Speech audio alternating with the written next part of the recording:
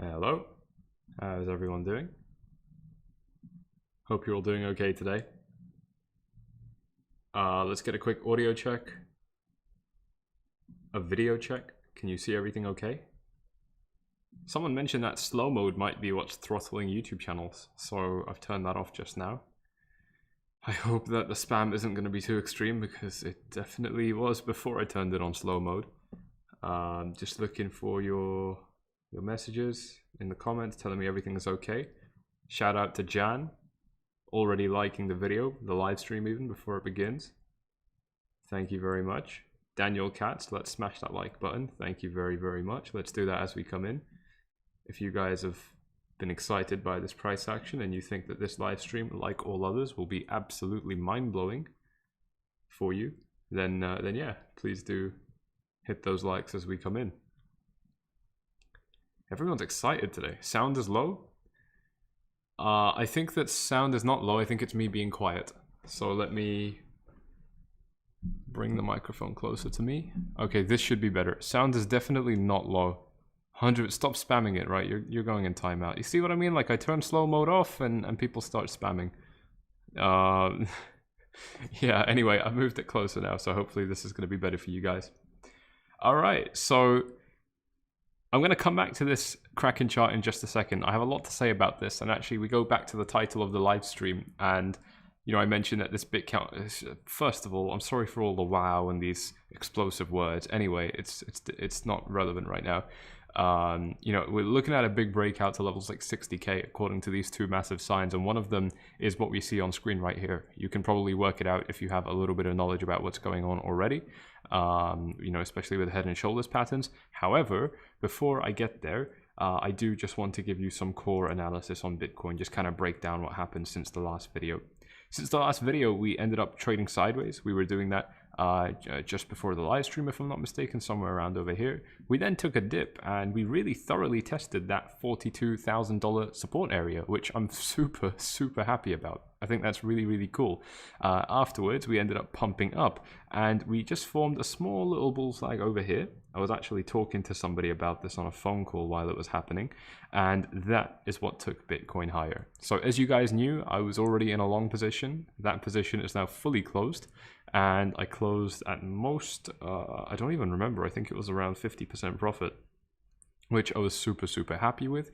Obviously, this move so far, just over the past couple of days, is nowhere near from low to high, is nowhere near 50%. You know, this is a 22-23% move, and I traded a much smaller gap, something like this, and still managed to pull 50%. So I'm super, super happy with how that position played out. We ended up pumping up and breaking the all-time high pretty easily, and I don't think that's a surprise, because one of the key things that I mentioned to you in the previous live stream was that we've just finished quite a long-term continuation pattern. You know, this is where the trend has kind of traded sideways, you know, recovered, corrected downwards, then traded sideways for some time. This is what I would call a continuation pattern. We've had quite a long one in this market lately. You know, this one has taken us 31 days until we ended up breaking out. And so, you know, what I mentioned is that when we do get these situations where this volatility initially is quite low and then it comes back into the market, the volatility usually stays high for quite a long time. And well, I shouldn't say quite a long time, but for a good amount of time. And it's very clear now that the volatility is back, and it's also very clear that the volatility is staying, because we only consolidated sideways here, if we measure this, by about 6 hours. And so, you know, again, exactly as predicted, Bitcoin has had a lot of volatility since coming out of this continuation pattern, and it's sent Bitcoin higher. You know, we only traded sideways, or, you know, whatever, had this continuation pattern for 6 hours, and then we took our next leg up already. So I'm really, really happy with how this is working so far. As we're coming in, guys, please smash up that like button. Thank you all for tuning in today. We're aiming to go for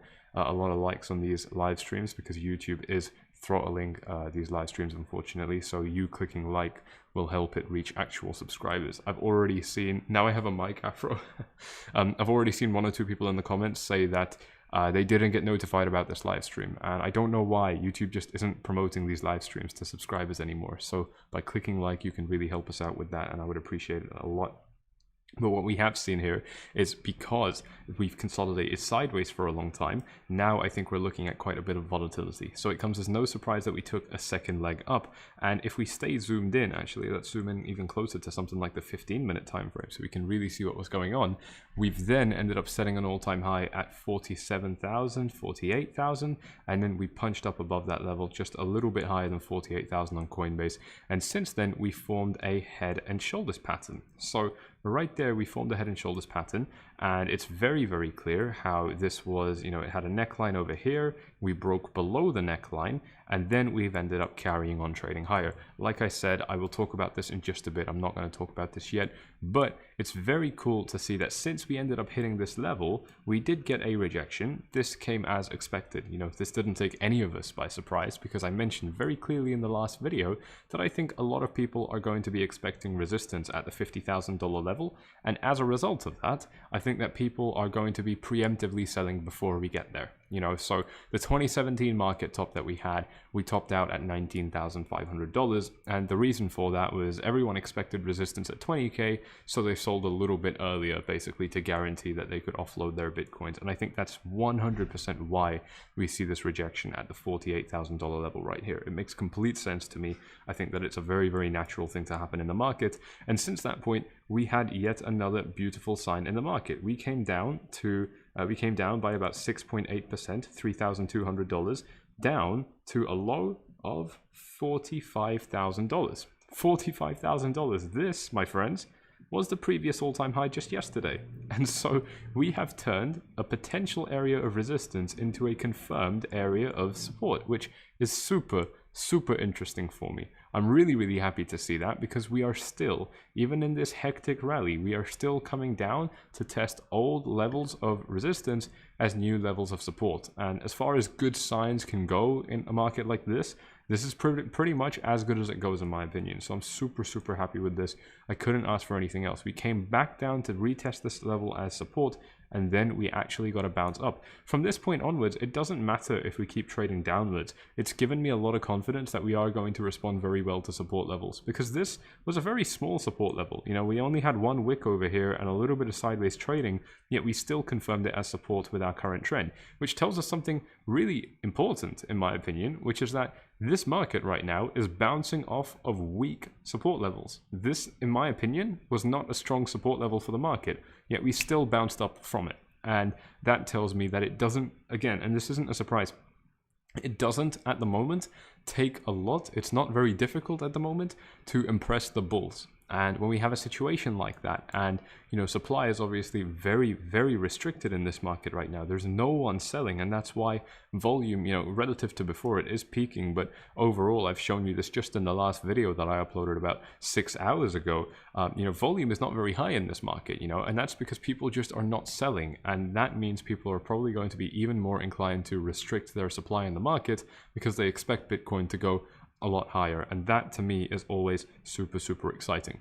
The other thing that I really like about this trend right now is that since we've ended up topping out at $48,000, we have been trading sideways for the most part. I can draw for you a very nice parallel channel that looks something a little bit like this, and we have just been trading sideways, and this is exactly the same as what we did just yesterday, or was it even today? Yeah, it goes into today. We were doing the same thing, which is we ended up pumping up, we formed a bull flag, and then we broke out upwards. And so, and I'm actually curious, how does the flagpole measure stack up against this? I don't think we had such a clean breakout. I don't think the breakout was as high as it could have been, but let me take a look just out of curiosity.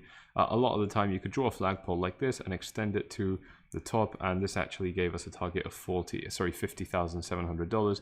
Obviously we didn't go that high, but just something interesting to see. The core point here is that we ended up pumping up, traded sideways, pumped up again, traded sideways. What's going to happen now? Will we pump up? And this, if you go back to the title of the live stream today, as you come in, please smash up the likes. Thank you very much for tuning in. 700 of us in the live stream today. Let's get it up to 500 likes. As you tune in, what you will see is that the fact that, that with the title, there's two big signs that are very bullish in this market, in my opinion. One of them is the fact that Bitcoin is trading sideways at this resistance area. This is a level that I think psychologically is going to be very contentious. There's going to be a lot of tension around this area, yet we're still just kind of trading sideways here. And if you have been watching this channel for a little bit, if you remember what I was talking about with the $20,000 range, where we had 100% correct analysis on the patterns and breakout time for that 20k breakout when we went above 20k all the way up to 24, 28, and so on. The analysis that I gave you there was when Bitcoin just started trading sideways just below the 20k range. I was mentioning that this is probably a case of the last minute sellers, the last sellers in the market, offloading their Bitcoins at a price that they deem to be sensible to offload Bitcoin, which is completely fine. But as soon as that supply is gone, as soon as that supply is emptied and buyers have bought it up, well, then you only have demand left in the market, and that's usually when you spike up. You know, the other thing to keep in mind is that when we do get comfortable at these levels, in a market like this, where, you know, it is a cycle, where, you know, people buy Bitcoin and that leads the price to go up, and then when the price goes up, there's more demand, so people buy Bitcoin. It's just a cycle, it's a spiral, and it keeps going and keeps going and keeps going, until eventually it collapses and you drop by minus 20% in a few hours, and then people start panicking. But we're not there yet. We're in a stage right now where it's gotten very exciting, it's gotten very euphoric in the market, and I think that because we've only started, you know, because we only broke the all-time high quite recently, I still feel like there should be a lot of juice left in this trend.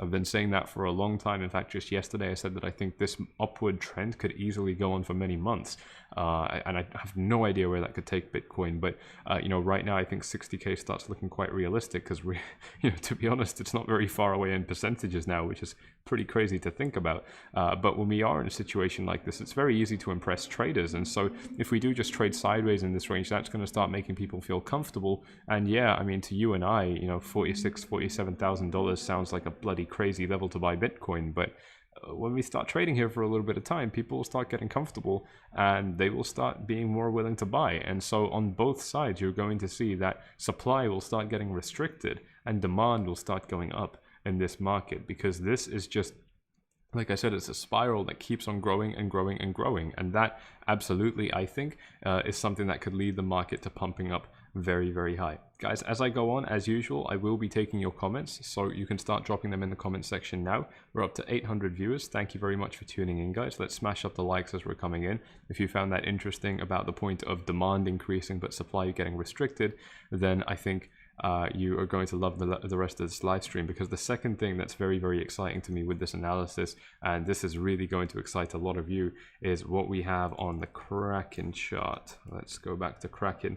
What we had on the Kraken chart was this beautiful head and shoulders pattern that I drew out earlier in the day, and at the time that I drew it, we were forming it really, really well. In fact, I suppose we did form the right shoulder over here, but you know, what ended up happening with the price for Bitcoin at this point was, you know, we were forming a head and shoulders pattern where we topped out first at 47 and then at 48 and then again near 47. And the idea of why this is bearish is because, guys, I see your questions about Ethereum. I'll go through that in a bit. But the idea, in my opinion, for why this is bearish is because if we set one high and then we manage to go higher than that high, but the third time we can't reach this high in the middle, that shows you that the market potentially gained strength and then lost strength.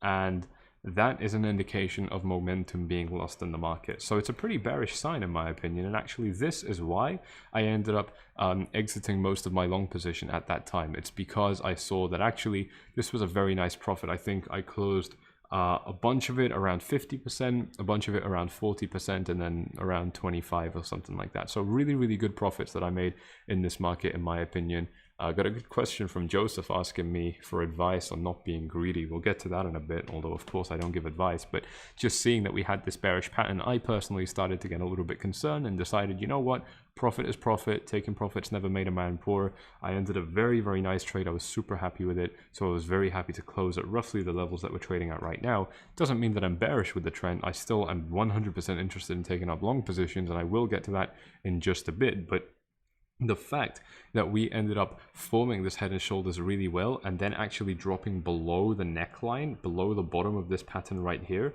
is what really I think could have made things quite dangerous in this market. However, we dropped down and we only came down to the previous all-time high and then recovered upwards straight away. And to me, if we are able to stay above this level here, above $45,000 now, I think that this trend would have a lot of strength to break up to $50,000 and beyond. Because right here, you know, what we need to keep in mind and really understand, so that we know why this is such a big deal in my opinion, is that if the market is forming bearish patterns and then breaking down from them, but not seeing that pattern fully into fruition, it's not fully following through with that pattern, that tells us that the market has had a chance here to be something, to do something that's very, very bearish, but the bulls stepped in, the bears got exhausted, and the market ended up recovering higher. I can't stress this enough. This is like, you know, you give a kid every single chance to, you know, break the rules that their mother told them and eat the biscuit in the room. You know, you make the biscuit look super appealing. You put a bloody, you know, you put a little chocolate sauce on top of it, and you put like an M&M inside, and you really entice this kid to eat this biscuit, and the kid still isn't eating. And that just makes the discipline of that kid very impressive, because, you know, everything was there in order to make this kid break the rule that his mom set for him, but he didn't do it. And, you know, in a slightly similar way for Bitcoin somehow, you know, Bitcoin has had every chance here to end up dumping down. You know, it had that psychological hit at 48K. It broke down below the neckline. You know, it's had this chance to really get a very nice retracement in, but it didn't do it. And we actually ended up bouncing up quite nicely. So to me, this is a really nice sign.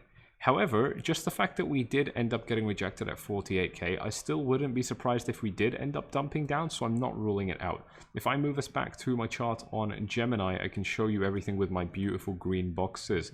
And what we have on this chart, oh, don't tell me they're gone. Right, what we have on this chart is a little bit of support. And I suppose I could draw another one now at $45,000, because, yeah, I think we've got some support here now as well. But what we can see on this chart is that this Gemini chart, it has some support at the $45,000 level, but below that, I think we would go into free fall down to $42,000. And that's only a $3,000 gap, but that's still quite a bit of trading that can be done in that range. You know, if we calculate this now, this is another 6% drop where, you know, I'm very open about this, very clear about when I talk about this. I expect that this would be a low liquidity zone, a zone with low liquidity, where if we fall from one high liquidity zone to a low liquidity, to another high liquidity zone, we would probably just teleport between these two green boxes. This is how we've been responding to these green boxes really well over the past couple of weeks. If I show you, you know, at every instance that I painted this for you, you know, when we pumped above this green box, we went straight to the next one, but we got rejected here, and then we came straight back to this green box. There was only one exception with this trading range where we fell into the red box. However, as soon as we pumped above this green box again, we went straight to the next one. When we pumped above this green box, straight to the next one, back down to this one, and then straight to the next one again. So these green boxes have a lot of accuracy in the market, purely because they show us where the market wants to, oh God, we've got, let me know if everything is okay with the connection. I think we might be starting to get some connection issues, but it makes a lot of sense for why the market responds very well to these areas, because these boxes, essentially, they depict where the market really wants to move to. And it, you know, I believe that the market wants to kind of gravitate towards each of these areas. And so if we do end up dumping below this green box, I would expect us to fall down to potentially 42,000. And from there, I would expect to bounce. If we don't bounce off this level between 42K and 41, something like that, just a small $1,000 range, if we don't bounce off this range, I would start to get a little bit worried, because this was the previous all-time high, and we don't usually dip below the previous all-time high when we get a pump like this. So if we did dip below 42, I would get very worried. However, there's still a lot of support below, so it could still be a good thing for the market. Like I said, though, I don't think that's going to happen. I actually think that we could probably hold this level pretty well as it is. And if we do dump, then yeah, worst case scenario, I think we'll just come down here and then get a recovery higher. The thing to keep in mind, ladies and gents, is that in this market, because we've had our long continuation pattern and now volatility has re-entered the market, I think that there's actually a lot of potential for this market to fly up very quickly. You know, one of the key things that I mentioned earlier today in the video, shout out to you guys who watched it, is that, and actually I posted it for you guys to check it out, you know, if you were in Australia, that kind of time zone, because I never really make YouTube videos for your time zone, unfortunately, but even like China, different things like that. You know, it's a it was an experiment for me. But one of the key things that I mentioned in that live stream, in that video, was that Ethereum futures began trading just yesterday. And you know, when Bitcoin futures began trading for the first time, there was a big dump that happened in the market. It was 17th of December 2017. I believe it was CBOE or CME, one of them two. They started their futures trading, they started their futures trading on the week of the 17th of December 2017, and that is the week that Bitcoin set its all-time high, because as soon as these institutions began trading, the only thing they did was they sold Bitcoin, and they tried to drive the price of Bitcoin a lot lower, and obviously we know how that turned out. But Ethereum, it's done exactly the opposite. It's done exactly the opposite, where we've just broken the all-time high, and partly I think it could have been caused by the institutional trading that became a thing just yesterday. And so we have a situation here where this has kind of been flipped around, and I think that makes a lot of sense, because you know, the market in 2017, at the end of 2017, was in a bull market for about 2 years at that point. But if we calculate how long we've been in a bull market now, it's nowhere near 2 years. You know, it might just be, you know, 1 year or even less. Yeah, it's not even 1 year yet, because we ended the previous bear market in March of 2020. So we've only been in an uptrend for 333 days. And mind you, it's been a bloody amazing 333 days, because no other market in the world is probably, no other major market in the world has returned close to this, you know, with small exceptions like Tesla. I don't even know if Tesla has performed that well in the past year. I can't remember, but it's very rare that you see, you know, and this is becoming a major market now. It's very rare that you see any majors performing this well in such a short space of time. And I think because of that, because we just exceeded the previous all-time high, which was all the way down over here, you know, we just exceeded it 2 months ago. I do think that means there's a lot of juice left in the tank. And because of that, I fully expect that, you know, the fact that institutional traders only bought Ethereum when they started trading it, because of the fact that we just came out of a long continuation pattern, I think that with this new volatility that's re-entered the market, it could send the market flying very, very quickly. And so I'm super optimistic about that as well. I want to make sure that Tron's done something interesting here. I'll talk about Tron in just a bit. I want to make sure that I'm not missing anything, but those are some of the key points for why I'm very, very excited about this at the moment. Guys, as you're coming in, please smash up the likes. Let's go for 500 as we're in this live stream. Thank you all for tuning in. Nearly at 1,000 viewers. Yeah, so again, my analyst saying the same thing as me. He really wants to see us come down to this $40,000, $42,000 level. And then, you know, by the way, when I mentioned the kind of trades I might be taking, I think that, you know, one of the key positions I'd look to take on is either going long on Bitcoin around this level at 45,000 or around this level between 41 and 42,000. I think that these two levels would make a lot of sense to take up some positions on Bitcoin. I don't think that the risk would be very high, and I would be very comfortable doing something like that. So that's definitely something that I'm interested in. Let's actually see real quick what the indicators like the Ichimoku Cloud are saying about this. So Ichimoku Cloud showing us support right in the middle of this range, which is not good in my opinion. I don't think that's very reliable. Let's see what the 4 hour is doing. So the 4 hour is saying that if we dump down here in the next couple of days along Valentine's Day kind of time frame, then there is going to be some potential to find some support right here in the 42k range, which I think makes a lot of sense. I don't think we're going to trade that slowly. That means for the next 5 days we slowly trade downwards. I think if we're going down, we're going to go down pretty quickly, or it could be the case that we just kind of trade sideways here, it distributes, and then it very quickly dumps down and quickly pumps back up. You know, those are some of the circumstances I think might happen. I don't think we're going to be trading down slowly. I think if we go down, if we go up, whatever happens, it's going to be quick. The only thing that I think might go slowly is that if we just trade sideways, you know, there would be some accumulation or distribution happening in the market as well. I've got a lot of questions about Ethereum, so I'm going to go through that in just a second as well. It's been moving very, very nicely. Like I said, institutional traders began trading futures on it just yesterday, and it set an all-time high that very, very same day, within the same 24 hours actually. So I think that's definitely quite impressive and a very, very good sign, a very healthy sign. Since then, Ethereum has ended up trading close to its all-time high at 1750, and now again we're getting quite comfortable at this level. You know, we're breaking resistance as we keep on testing this area. We are setting higher highs.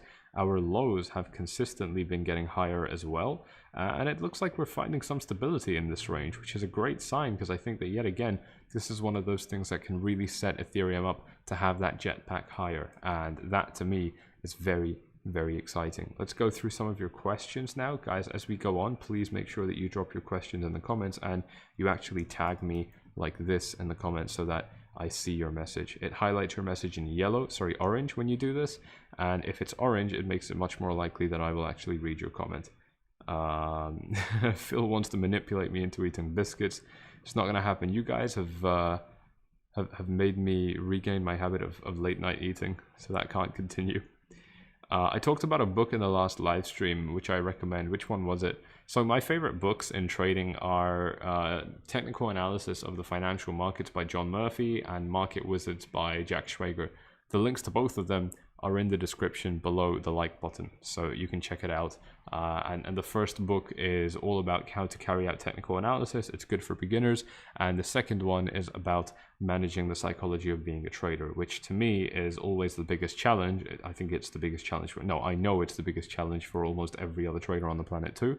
And I think that definitely means that you know, a lot of people who've been in the game for a little bit, you'd really benefit from that book. Tone Vase mentioned that Ethereum and Cardano are shitcoins. Do I think these will dump eventually, leaving Bitcoin the sole winner? Tone Vase has been saying that for a really long time, brother, and I love him, but you know, part of loving somebody means that you can still disagree with them, and this is somewhere I disagree with him. I don't necessarily engage in the conversation of shitcoin or not, because I don't think it's important. But especially for something like Ethereum, there is a lot of, you know, use cases for Ethereum already being used and things like that. However, I don't think that they're going to be, you know, they're going to drop to zero or anything. It might happen in 10 years, might happen in 20 years, might even happen in time soon. And so, you know, for that reason, I'm sorry, I had a connection issue there again, but for that reason, I actually wouldn't be hugely interested in what's going on in terms of, you know, these coins completely shitting the bed and dropping down to zero or anything like that. I think we're very, very far away from that. FORFLIES, why does nobody talk about BNB? So this person wants me to look at Binance Coin. Binance has been performing very, very well with their coin. As you know, when the exchange gains popularity and more users join, its token will probably go up. We've seen the same thing with CHSB right here, now hovering sideways at 82 cents, which is absolutely beautiful. You know, the reason I don't talk about Binance Coin is because I don't like Binance. And you know, to be fair, its token performs really, really well. You know, I mean, I'm somebody where even if I don't like a project, if there's something real here, if there's something interesting or admirable, I can still talk about it. You know, my pride doesn't scream that loudly. And the fact is, Binance Coin has pretty good rallies, and they, you know, they do retrace down by a lot, you know, maybe even like 80%. Let's actually calculate this. This is June 2019 to March 2020, dropped by about 85%. But this is quite similar to the kind of drop that Bitcoin saw, you know, so it's not doing anything particularly terrible compared to the rest of the market, and now rallying up very nicely. I don't see a point talking about this. You know, you might buy now and tomorrow the coin might be trading down here and you might panic sell, and then the next day it might go back up to 120. This is a very toxic coin to trade at the moment, and it's backed by a toxic company in my opinion, so I don't really have much to say about Binance Coin, unfortunately. I don't think the market makers will square up around 40k and then let the price go back up. I don't understand what you mean, David. I'm sorry. Do I consider longing 45,000 for Bitcoin? Yes, sir, I do. I think that would be a very nice level to take up some positions on Bitcoin. That would excite me a lot.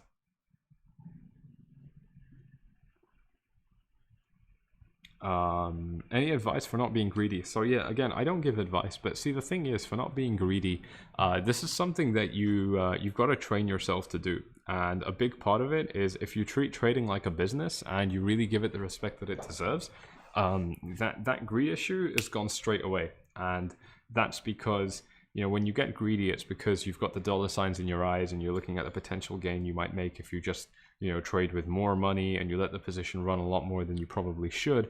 You start thinking about, you know, all the kind of money that you could make if things go your way. And you know, that is something that comes from seeing trading as a lottery ticket. And as soon as you stop seeing it as a lottery ticket and you see it as more of a as a real process that you have to go through as a business, you know, and treat it with the same thought and care, greed just kind of vanishes, because there's no room for greed in a healthy trading environment. You know, in a healthy trading system, there's no room for greed. And so you know, a big part of this is forcing yourself to do things that you don't want to do, and that would be part of the system that defines how you trade.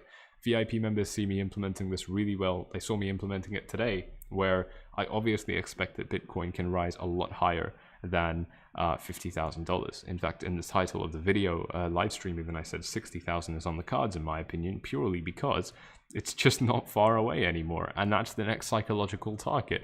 However, even though I say this very openly to you guys, I still closed my long position that I opened around over here.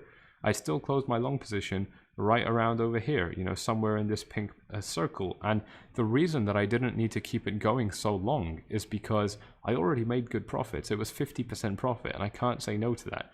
I got a message from somebody just before I started streaming, and I need to read that message to you guys if I can find it. Here it is. This person mentioning that you know, of all the known traders on YouTube, in my opinion, you're one of the safest approaches. Thank you very much. Talking about saving 20% gains over and over and over instead of incredibly stupid high leverage trading like a lot of other traders do. Obviously, that makes you really successful. So this guy's hitting the nail on the head right here. One of the big reasons that I'm able to really have very nice account growth over time is that I don't drool you know, with my mouth at the idea of really big gains. Now, what I drool about, what I drool over and get really excited by, is the idea of compounding achievable profits over and over and over. And so I want to put this into perspective for you. If I start out, in fact, I'm going to do this on Google because I can show it to you live.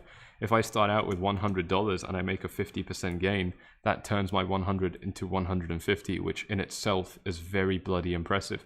But if I then make that same 50% gain, say 5 times in a row, which is not easy, but to prove a point, $100 becomes, you know, 750. That's a 7.5 times gain after 5 50% profits. And so you can see really quickly how, you know, if I just wanted one trade that would turn $100 into 700, I would have to risk my fucking testicle for it, and I would probably get screwed. It would be absolutely terrible. It would be the worst risk I could take on.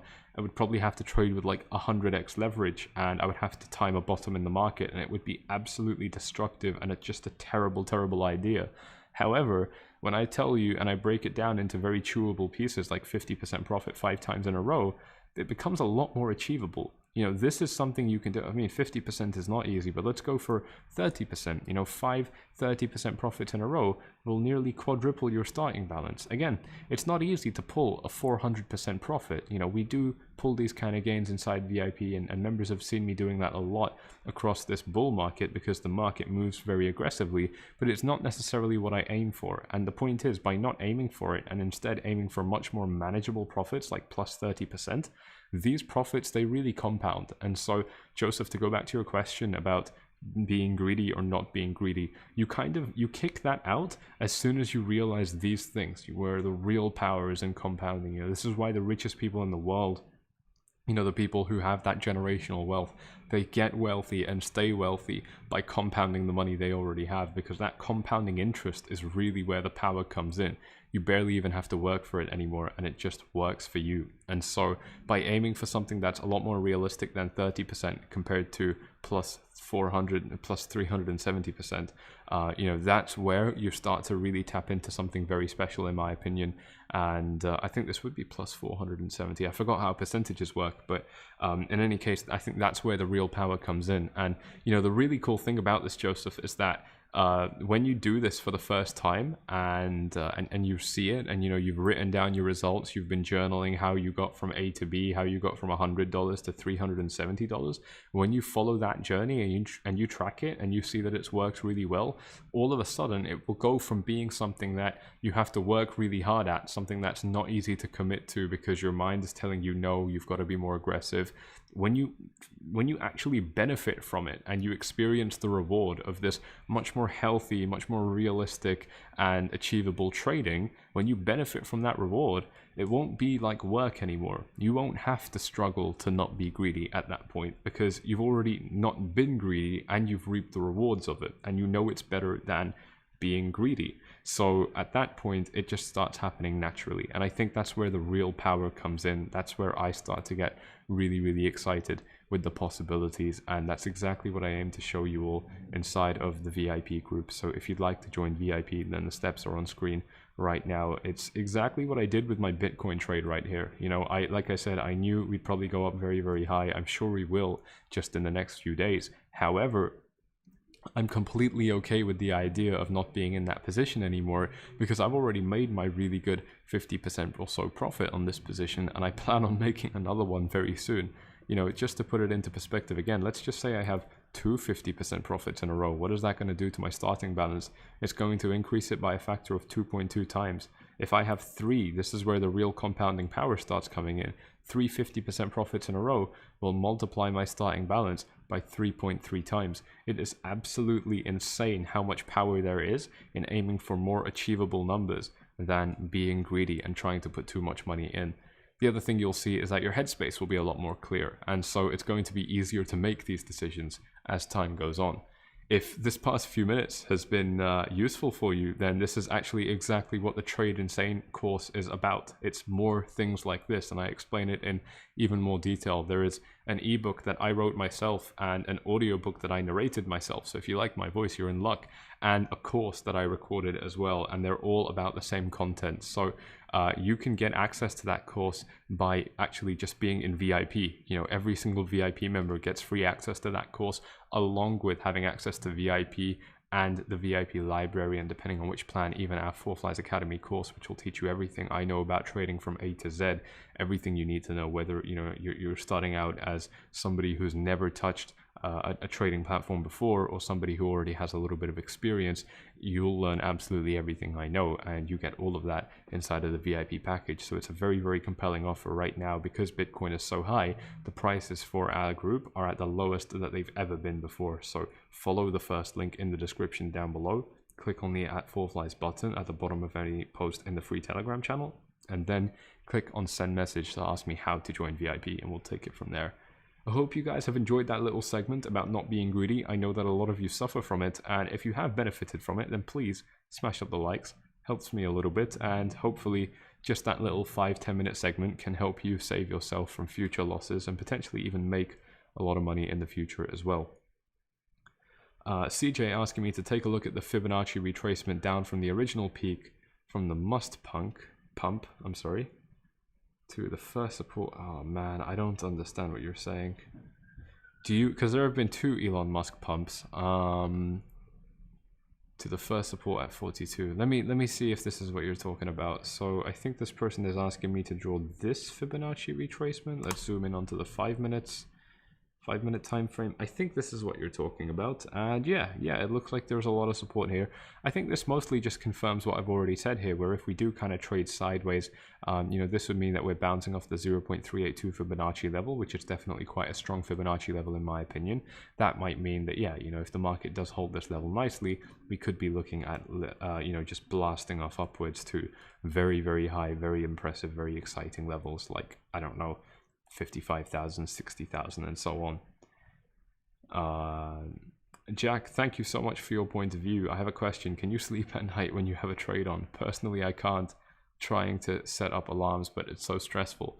Yeah, Jack, I used to have problems like that too. It's a very, very common problem not being able to sleep at night just because you're trading, and it comes from usually you traded a position that you shouldn't have, like you didn't have enough confidence in it. You traded with too much money. Actually, I think those are just the two main ones. You know, either your judgment wasn't good enough when you entered the trade, and you know that deep down, maybe not consciously, maybe you can't admit it to yourself, but you know that. And number two, it's that you traded with too much, so you stand to lose a lot. Very, very common problem, Jack, and it's a bad place to be because it means that you're approaching the game with a lot of desperation, and I promise you, as soon as you stop doing that, you will see that your profits will go up because you'll be a little bit more detached from the outcome. The good thing about problems like that, Jack, is, and problems like Joseph's problem, you know, where you mentioned that he gets greedy all the time, is that there are overnight fixes to this. You know, you just need to hear the right thing with the right combination of words. Hopefully this live stream provided it to you, and you can fix this problem overnight. And tomorrow when you crack the game again and you make your second attempt, you just won't have those issues if you play your cards correctly. And that means you can fix these problems very quickly. The main way I've seen is just reducing the money you play with. You just won't care about the outcome if you don't stand to lose much money. And this is a big part of why I'm so successful in my trading and have been over the past 6 months, 12 months, whatever. It's because in every single trade that I make, in every single trade that I take, every position that I open, I always make sure that the profit can never make or break me. I am never in a position where I can feel ecstatic or despair about a gain. I can never feel happy. I can never feel too happy or too sad about one particular position. And that insulates me from all of the emotional tension that allows me to sleep properly, which obviously means I have good decision making the next day. I don't need to tell you this stuff. This is pretty standard humans physiological knowledge. You know, if you're well rested, your decision making will be good. And so it plays into much better you know, trading in the long term. And again, these are things where as soon as you get it right, as soon as you know, kick out the greed and you reap the rewards for it, you pull, you know, a 3.3 times gain just after 3 achievable 50% profits. As soon as you start doing these things, you won't need to work at it anymore because you're going to reap those rewards, and it's just going to happen naturally because you're going to enjoy your result so much. So those are some very, very important and useful things to keep in mind. I think they can really, really help with problems like that. Do I see another head and shoulders chart? No, I don't. FORFLIES, can you detail support levels on Ethereum? Let's take a look at support on Ethereum. You know, it's a little bit messy on Ethereum actually, so that's why I haven't really drawn any other support. But what I'm going to do is we're going to use the second chart that I had for Ethereum, and I'm going to throw on the VPVR. So this is an indicator that I don't use often, and I only really use it when I'm struggling to identify support levels on a chart. And right here, what I'm looking for is basically every time the VPVR spikes, I'm going to go ahead for now and just assume that this is an area of high trading volatility where the price might kind of float back to. And actually that last one I don't think counts. And yeah, so right here, I think this does make a little bit of sense. This first line has seen a lot of consolidation. It's seen some big rejections here. Look, a big rejection, another big rejection, and it also kind of acted as support for a big pump over here. So this line definitely makes sense. We can see some important movement around this line as well, the second line, and the third one less important. So actually what I'm thinking is that I can draw some boxes instead of these lines, and immediately I think, yeah, we can start to see that there's pretty nice support in these ranges. I just want to make sure I'm getting them right, so bear with me. Something like that. This is quite a big support level, so I might have to redraw that. Yeah. These are some of the key levels I'm seeing for support. And don't worry, mobile viewers, I'm going to say the numbers in just a second. I'm just drawing out the support levels first. Yeah, let's get that all neatly organized. And so the first level I'm seeing stretches basically 1,680. Second level I'm seeing roughly 1,630. Third level, quite a big one, between 1550 between 1550 and 1600, that $50 area, and the final one I see at 1522. If we fail all of that, then I think we'll come down to 1450, which is actually the only big support that Ethereum has nearby, and actually, to be fair, that would be quite a big drop. So if Bitcoin went down to if Bitcoin went down to a level like $42,000, I would actually expect that Ethereum goes down to something like 1450. And, to put that into perspective, Bitcoin going down to 42,000 now, actually, it wouldn't be too much of a dump. It would only be minus 10%, but a similar dump for Ethereum, that would put Ethereum down by about 16%. And that doesn't really come as a surprise, because when Bitcoin really starts to take the lead in the market and it really starts to lead the market, Ethereum does tend to perform a lot worse than Bitcoin. Just today, on a day where overall Bitcoin hasn't really changed in price, Ethereum is down by 1%. And we can keep on tracking that move, because if we look at the chart of Ethereum against Bitcoin, we can see quite a substantial loss in strength against a Bitcoin over the past 2 days, and over the past couple of days even. It's down by minus 20%. Again, it's not a big deal. It's already trended up really, really nicely. I mean, from low to high, Ethereum has gained plus 97% strength against Bitcoin. I mean, Ethereum has become double as strong against Bitcoin over the past, month, and I think that really says a lot about the trend. However, just for now, I wouldn't be surprised if this weakness continues in the market, and if Ethereum did end up dumping by a little bit more than Bitcoin if Bitcoin went down. So, kind of 1450 is the last level I would expect to find support on Ethereum. If we fail that level as well, I would start to get quite worried. I don't know where I would expect Ethereum to go from there. Probably around 1300, maybe 1200, but I really couldn't say. I think I just have to reevaluate it if that happens. But those are some of the key support areas I see. Yeah, like I said, and then Bitcoin coming down to 42. I think this is the new floor for Bitcoin, at least temporarily. Obviously, later on, we can pump very high and then crash beneath these floors. But for now, with this bullish sentiment in the market, I think that a drop down here would be the best we could get. Although it might just be more likely that we establish a floor at 45,000. Maybe we form some sort of W-shaped double bottom pattern. Look, one bottom over here, a second over here. This is what sends the market flying. So some sort of W pattern, and then the market starts flying upwards. I think those are some of the more likely possibilities right now. Will institutions buy Bitcoin or Ethereum first in your position? Man, I've got no idea. Absolutely no idea. I'd imagine Bitcoin first, because it's bigger, it's more regulated than more widely regulated than Ethereum. I think that would make a little bit more sense than buying Ethereum right now, but it's really not easy for me to say, unfortunately.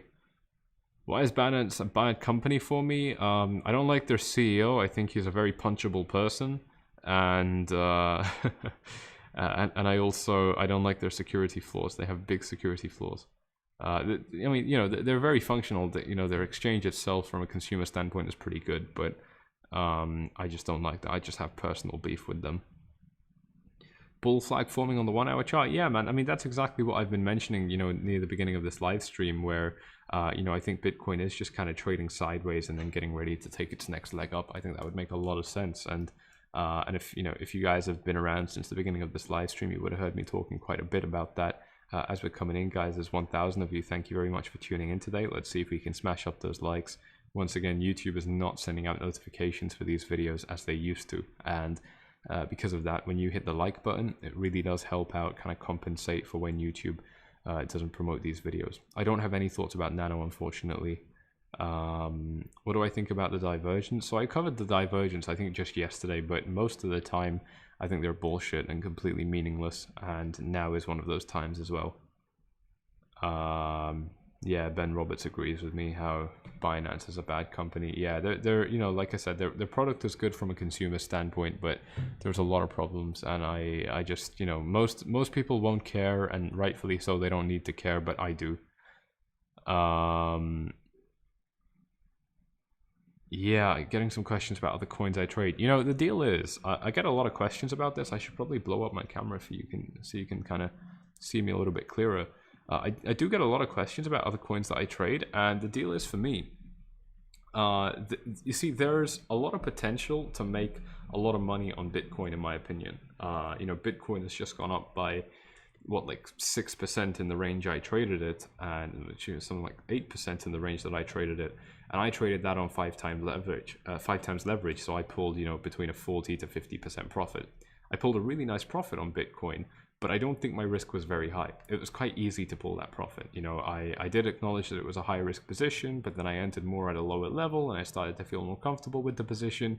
And so I started to, I was able to make good money on Bitcoin without, in my opinion, opening up a big amount of risk. But these other coins, you guys mentioning things like Sia Coin, Nano, other shit coins that no one cares about, these coins, they do have a lot of upward potential, but your risk is so much higher. And the way I explain this is, I'll use an example like Ripple, because everyone and their nan thinks that Ripple is an interesting investment right now. The thing about Ripple, in my opinion, is that you might actually have better upward potential than Bitcoin. You don't. It performs a lot worse than Bitcoin. But let's just say you do. Let's just say you have better upward potential than Bitcoin. It might only be, say, 20% better reward. You might only have like a 20% better reward trading something like Ripple instead of Bitcoin. But your risk on Ripple, while your reward is about 20%, where's my camera? Your reward's about 20% higher. Your risk might be 80% higher. And when you do that math, it doesn't really, it's not worth it. If your risk is way higher, but your reward is only slightly higher, then it's not worth, that equation. And it's better to stick to, in my opinion, what I would consider to be a safer, bigger asset, which is Bitcoin. And so the other thing to keep in mind is that because I'm a leverage trader and I trade each of these things on a leverage exchange, and I'm trading this on margin, anywhere where Bitcoin doesn't have as sexy of a reward potential than Ripple, than Sia Coin, than Nano, than BNB, where Bitcoin doesn't have as much interesting reward, where Bitcoin might be a little bit more limited as far as good trading opportunities go, I can just compensate for that and make up for it by increasing my leverage. So I can trade with 10 times leverage, and then all of a sudden, this 8% move that I traded on Bitcoin, it becomes an 80% profit, if I've traded it on 10 times leverage. And in my case, I traded it on 5 times leverage. And so an 8% move became 40% profit. So where Bitcoin lacked reward, I can compensate for that, still trading it in what I consider to be very safe ways by just trading it on margin. And so we go back to questions like, why don't I look at things like Ripple or Nano or whatever? It's because I don't think that they're safe. Right now, today, sure, you want me to look at this coin because it's pumping up and it looks exciting, but that's not really a sustainable approach, in my opinion. And one thing that's important to keep in mind is that on a market like Bitcoin, that is less subject to manipulation than a market like Ripple, because it's fucking Ripple, like let's be honest with ourselves. It's just completely manipulated all the time. It's just big spikes engineered, with a fear of missing out, and it's just the same bullshit repeated over and over and over. Big pump up, completely down the next day. We see this stuff all the bloody time with Ripple. It's very, very subject to manipulation, but Bitcoin is not subject to manipulation in the same way as a coin like Ripple. And so you can start to study more safe coins like Bitcoin, for example. You can then start to gain a pulse on the market. I call it a pulse on the market. You can call it whatever you like. It's not a scientific name, but it's basically where you're really, really in touch with Bitcoin, where you can get to a point that you can say, I eat Bitcoin, I sleep, I breathe, I shit, I shower Bitcoin. The only thing in my life is Bitcoin. And as a result, I can understand what's happening with the chart just by looking at it for 5 seconds. That's the point that I got to it, got to analyzing Bitcoin with. And, at this point, the analysis is very straightforward. It doesn't take me a lot of time. The only reason I spend time on this is to make these videos for you. But it has gotten to a point where, it's a good asset to invest my time into learning and understanding the flows and ebbs of, because it's a lot less subject to manipulation, and once you understand it, you can really, really make quite consistent profits on it. And for that reason, I wouldn't be interested in learning other coins. That's why I keep my circle really tight. I just trade Bitcoin and Ethereum and some of the major altcoins. Some of them are not listed here, and that's pretty much it, because I just understand these coins really well, and I don't feel like I'm missing out on any reward. I don't feel like you know, I'm making less money than the guy who does trade Nano or BNB or whatever when they're pumping upwards. You know, they might have their really big lottery ticket rise up, which they'll then lose 60% of the next day. But I will consistently and slowly make my gains. I'll keep it on my head as well. So to me, that's a pretty, oh God. To me, that is a pretty good trade-off. You know, I'm able to trade something that, in my opinion, is a lot safer.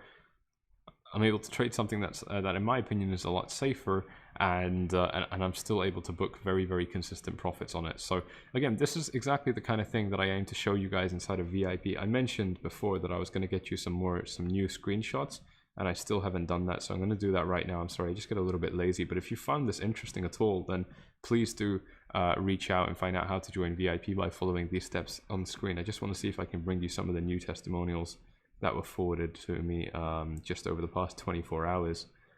Here's one that's very cool. Let me see if I can. So by the way, this is the SEC filing for Tesla buying the Bitcoin cryptocurrency. They outlined it. Let me show you this right here. So thereafter, we invested an aggregate 1.5 billion in Bitcoin under this policy, and moreover, we expect to begin accepting Bitcoin as a form of payment for our products in the near future. And they might not even liquidate the Bitcoins upon receipt, which means that when they receive the Bitcoins, they might not even sell them.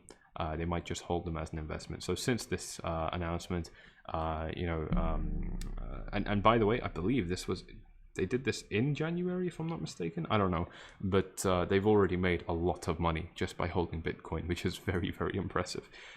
Completely unrelated, but I thought you guys might like to see this because apparently not many other YouTubers were showing this document. I'm a little bit surprised by that because this is the official document showing it, and everyone loves Tesla. But if you haven't seen this document already, this is real, and you can Google it. You can type in SEC Tesla buy Bitcoin, and you will see it probably as the first search result. So you can take a look at it if you're interested. But right here, I wanted to show you this testimonial that we got. It's not even a testimonial, but this message from a VIP member mentioning that it's just a casual fun run, 102% profit on Bitcoin, 103% profit on Ethereum, pulled effortlessly, very, very admirable trades. And of course, I love to see it. Big congratulations to this guy. Let me see if I can pull up another one for you.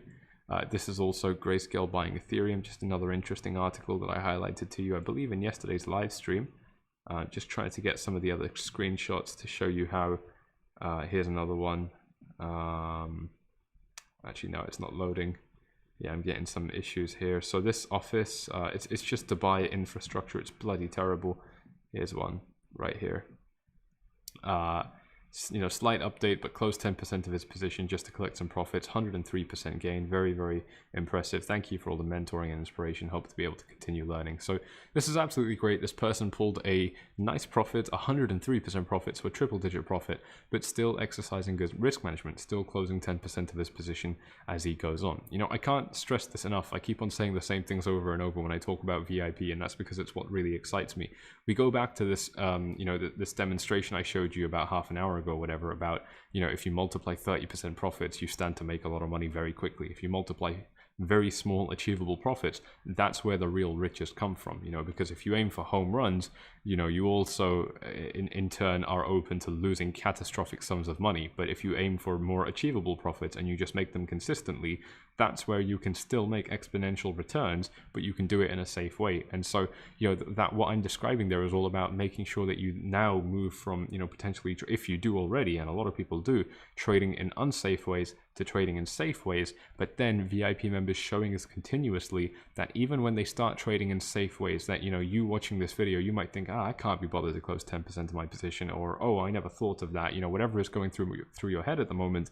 When you start trading in these safer ways, it doesn't mean that you turn your back on profits. You know, again, I've got to reiterate, with my current Bitcoin, sorry, with my Bitcoin position that closed just about an hour or two ago, whatever, I was in a small 40-50% profit, whatever. It wasn't super impressive, but I closed it anyway because taking profits never made a man poor. I still made really nice money on a position that wasn't even too crazy for me. And, you know, one of the best parts about this is that people in VIP who pull these kind of gains, these nice profits, they're still, you know, trading with good risk management. They're still not risking crazy amounts of their money. Here's another one. Actually, I don't think I read this one, but this person mentioned that it's not a big position, but it is a start. I feel proud just because I've actually did my first comprehensive analysis using TA and even using the journal. I've decided not to trade during the weekend due to the volatility. Very, very smart. And because I needed to stop due to a couple of losses. So again, this person experiencing some losses and then deciding to take a small break from it. This is something that's easier said than done. A lot of people, when they make some losses, they actually tend to go even more aggressive in the market, which, as we know, is probably one of the worst things you can decide to do. Needed to refocus. Cleared up my mind, listened to a couple of courses and podcasts, always helps.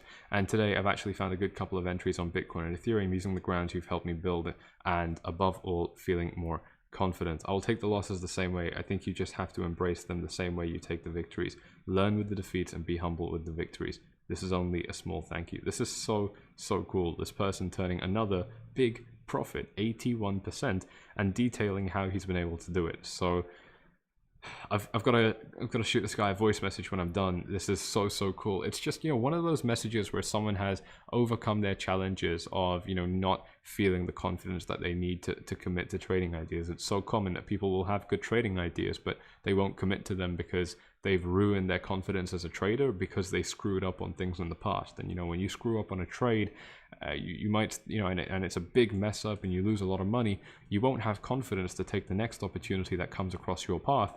And the next one might actually be what, you know, recovers all of your money, you know, and this guy now coming around that and trading in very sensible ways. You know, the path up is slow. You know, if you've lost, you know, 20%, 30%, 40%, whatever, you know, there's no point thinking about break even. You know, your starting balance is what you have today, no matter what it is. And so that path up is always going to be slow, but either you have a path up or you don't. And there's not really a way where, you know, you can gamble your way up there with 100 times leverage and do crazy shit. You know, a lot of the time it does take these kind of approaches. And so a very impressive message to have received from this person. And once again, if you do want to gain the information on VIP with the lowest prices they've ever been at, then the steps to join are on screen.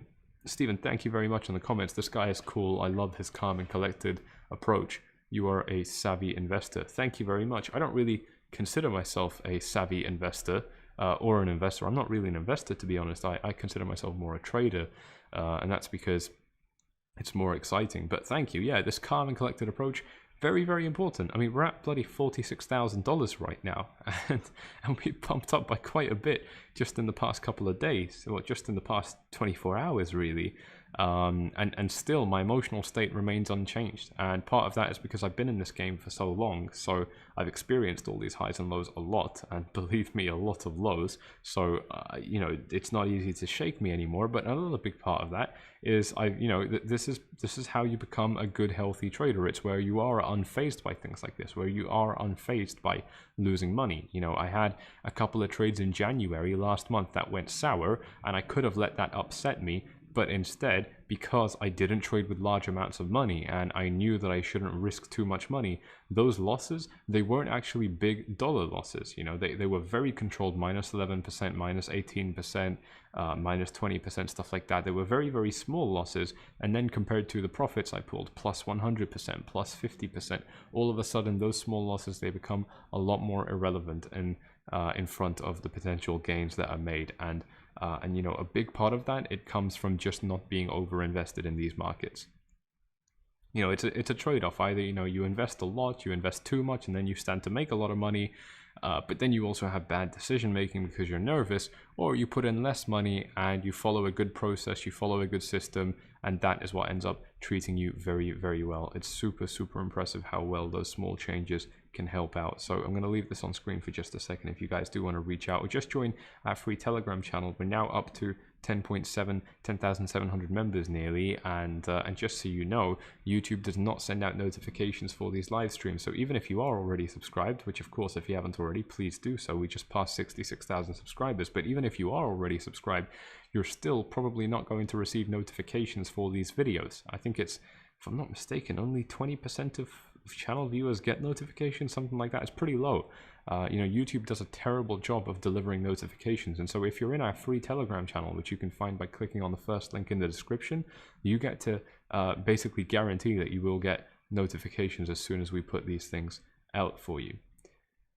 Great insight, FORFLIES, a very sensible but profitable approach in the long term. Thank you. Yeah, that's what it is, because, you know, either way, a lot of you guys watching this video right now, this live stream, you're going to be around in the crypto market 6 months from now. And, you know, you can either, you know, be around 6 months from now with a compounded portfolio that's grown in safe, sensible ways, or you can take crazy risks and either have, you know, a solid, you know, double on your account, or from today, or, you know, minus 60%, and you gamble with them, you know. So that's why I think it's always a good approach to consider that long-term approach. And it's not even that long-term. Like 6 months from now is nothing.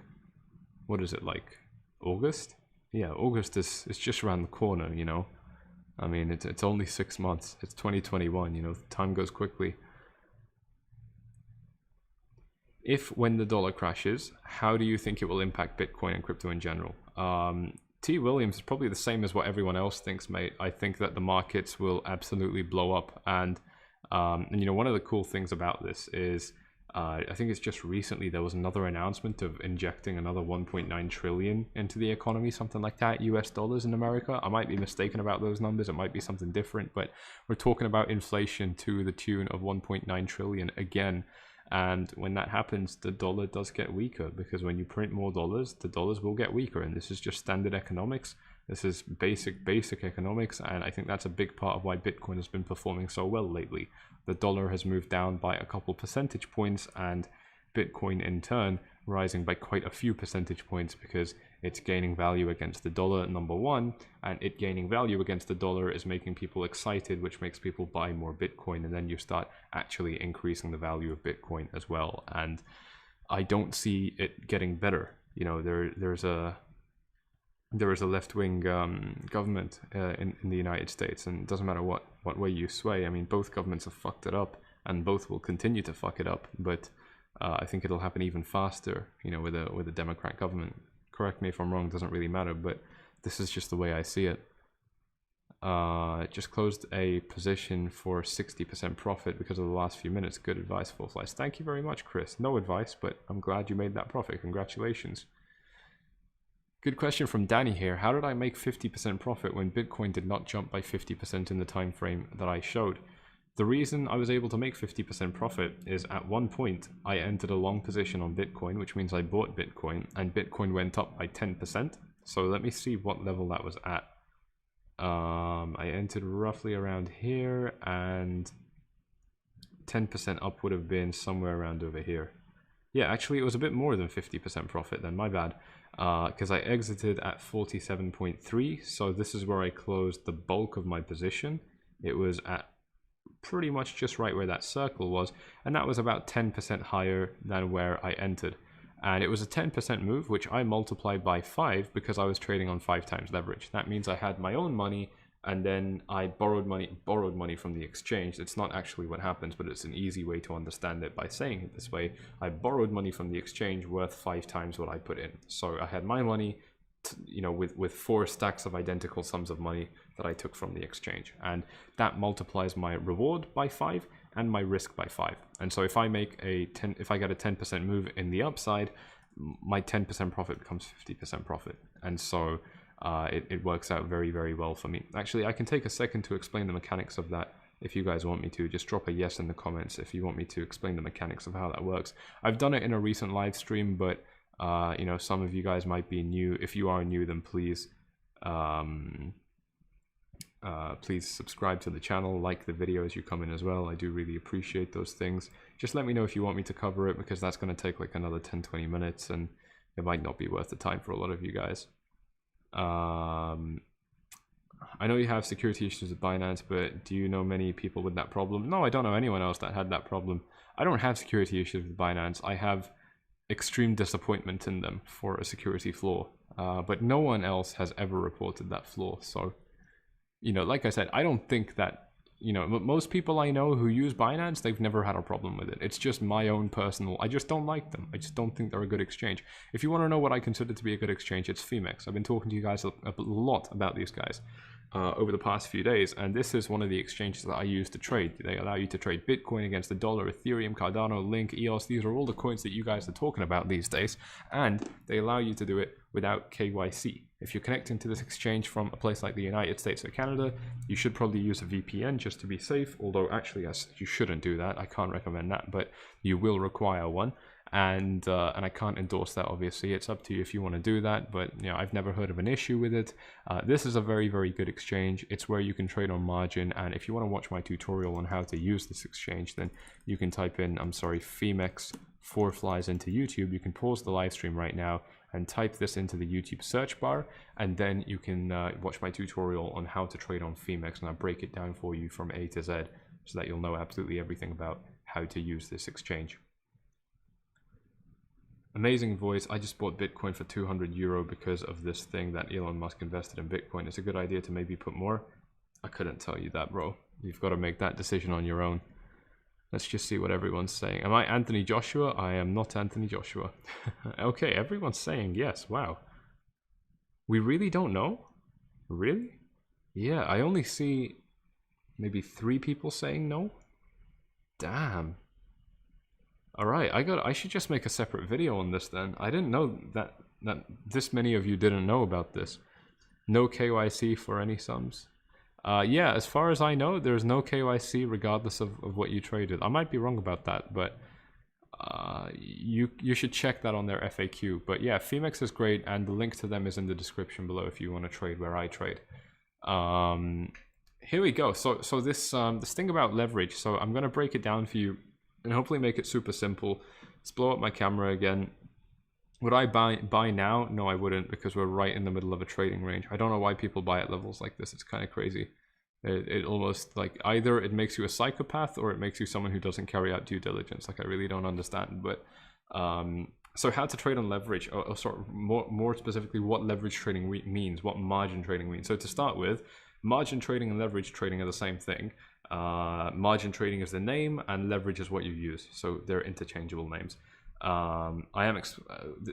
So shorts are the opposite of longs. I'm going to go through it in just a sec. The main thing here, though, for me to start with is what does it mean to go long? And I'm going to do my best. Bear with me because this is complicated. I explained it really well in the FORFLIES Academy course. So if you've got that course, you can just watch that. But I'm going to try doing it again. It's really hard to explain on the spot, but what you've got is for example, what I did is I bought Bitcoin at, let's say, $43,000, and I bought it with $100 of my own money, and I then went to, you know, whatever exchange, let's say Bybit, for example. In fact, let's say Femex, with the link in the description. You get a trading bonus to use that link. It helps me out, helps you out. I put in $100, and I wanted to trade on 5 times leverage. So then Femex gave me another $100, and then another, and then another, and then another. So in total, I had $500 to trade with. Where are my hands? I had $500 to trade with, but I only put in 100. This is really hard. I only put in $100 of my own, and so I've got 500 to play with. And the idea here is essentially I borrowed that remaining $400 from Femex. Again, it's not debt though, so you're not borrowing. It's more so that they bought, let's say, they allowed me to buy. This is the way to say it. We're having a connection issue. I hope this is fine. I had my own $100, and Femex allowed me to buy $500 worth of Bitcoin with the promise that I have to return it to them.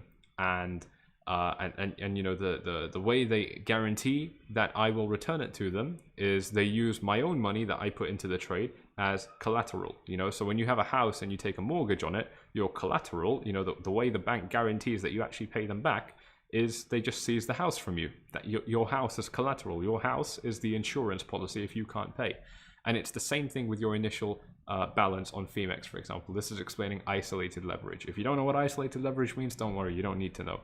But what we have here is yeah, there's an element of you know, like me trading with 100 but getting 500, and because of that, my risk is multiplied by 5. My reward is multiplied by 5, and my risk is multiplied by 5. Because what's happening here is I'm now trading with $500, and I don't get to keep that $400 difference.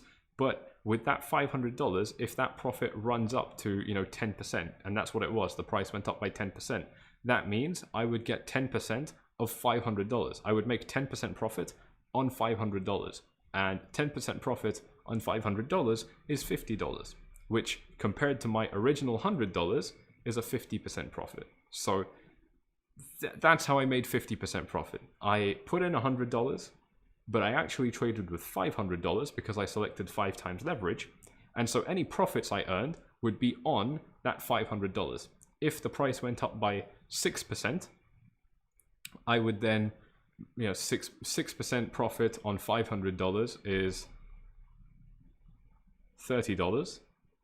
And is that right?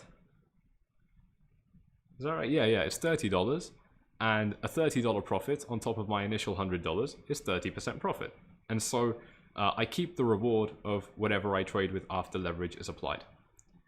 That's how I applied leverage to my trade, and it's the same thing in reverse. It could be that the trade goes 10% in the wrong direction. It goes down instead of up. And if it goes down instead of up, that means that I've now lost 50% on my position because they're using my initial balance as collateral. And so, if you have a starting balance of $500 and it goes down by 10%, that means you're now left with $450 because you've lost $50. 10% of 500 is 50. And so 500 take away 50 is 450.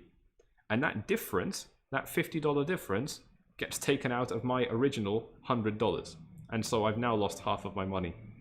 And, while I've explained that to you now, you can start to understand how there's a lot of risk with this. You really get completely destroyed if you don't do this properly. It's the worst thing that could happen to you. It's absolutely terrible. However, it can really, really, bolster your success as a trader as well. Because if you're right, you get paid a lot for being right. And so there's, essentially all you're doing here is you are multiplying your risk and multiplying your reward.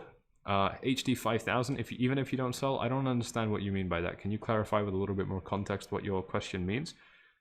Thank you, Seth. I'm doing a killer job explaining this, by the way. Thank you. I have no idea because I learned this stuff like 3.5 years ago or something, so it's not easy for me to remember what it's like to be a beginner and explain it in that way. But that's broadly the idea of it. You are to make it simple, we can say that you're borrowing money from the exchange. You're not, but this is what it's like doing. You're borrowing money from the exchange. You're using your own money as collateral, and whatever reward you make on that borrowed money. So the same with your mortgage, right? You would put down 20K for a 100K house, but if the house goes up by 10%, you pocket that 10K gain, and then you've made a 50% profit on your original $20,000 investment. Go ahead and rewind this whole segment if any of that didn't make sense to you. The good news is if it didn't make sense, but you're already in VIP, for example, then we've got a lot more content on this. The content there is better thought out. It's more well thought out content, and we'll make sure that you understand it. This is the kind of thing that I aim to explain quite a lot inside of the group in VIP and things like that. So if this helped you, then this is not the only thing that we explain inside of the group. There's a lot more that you can learn about with the tutorials and explanations we've got. We never allow people to, we can't necessarily control the allowing part, but we do everything we can to make sure that no one in VIP is ever confused or whatever about the content we cover. But yeah, I hope that did help. If it did, if it cleared up anything for you, then please hit the likes up. It really, really helps as usual. Ollie in the comments, I've just checked if I got the YouTube notification of your live stream, and I didn't, like you stated earlier. I do get notifications of your uploads. So Ollie, yeah, you've hit it on the nail there.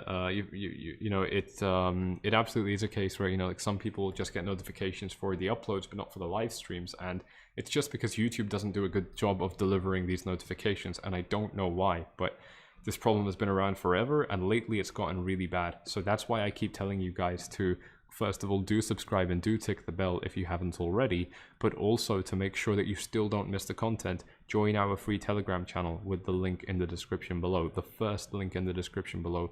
It will take you to our free Telegram channel where there's already 10,700 of you. We've just passed 10.7, so thank you very much. And this is where I'm still giving you free analysis and insights into the trades I'm making as I go along. VIP is obviously the full deal where there's a lot more in it with the lowest prices we've ever offered, and you can join it by clicking on the @FORFLIES button at the bottom of any post in FORFLIES Gold, and then clicking on send message to ask me how to join. a quick note, this is the only way you can get in contact to me other than on my Twitter, which is also detailed down here if you want to reach me on my Twitter account.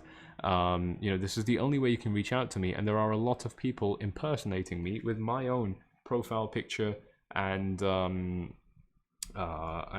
name, impersonating me and telling you to reach out to somebody on WhatsApp or Telegram or whatever. I will never do that. These are the only official ways to reach out to me.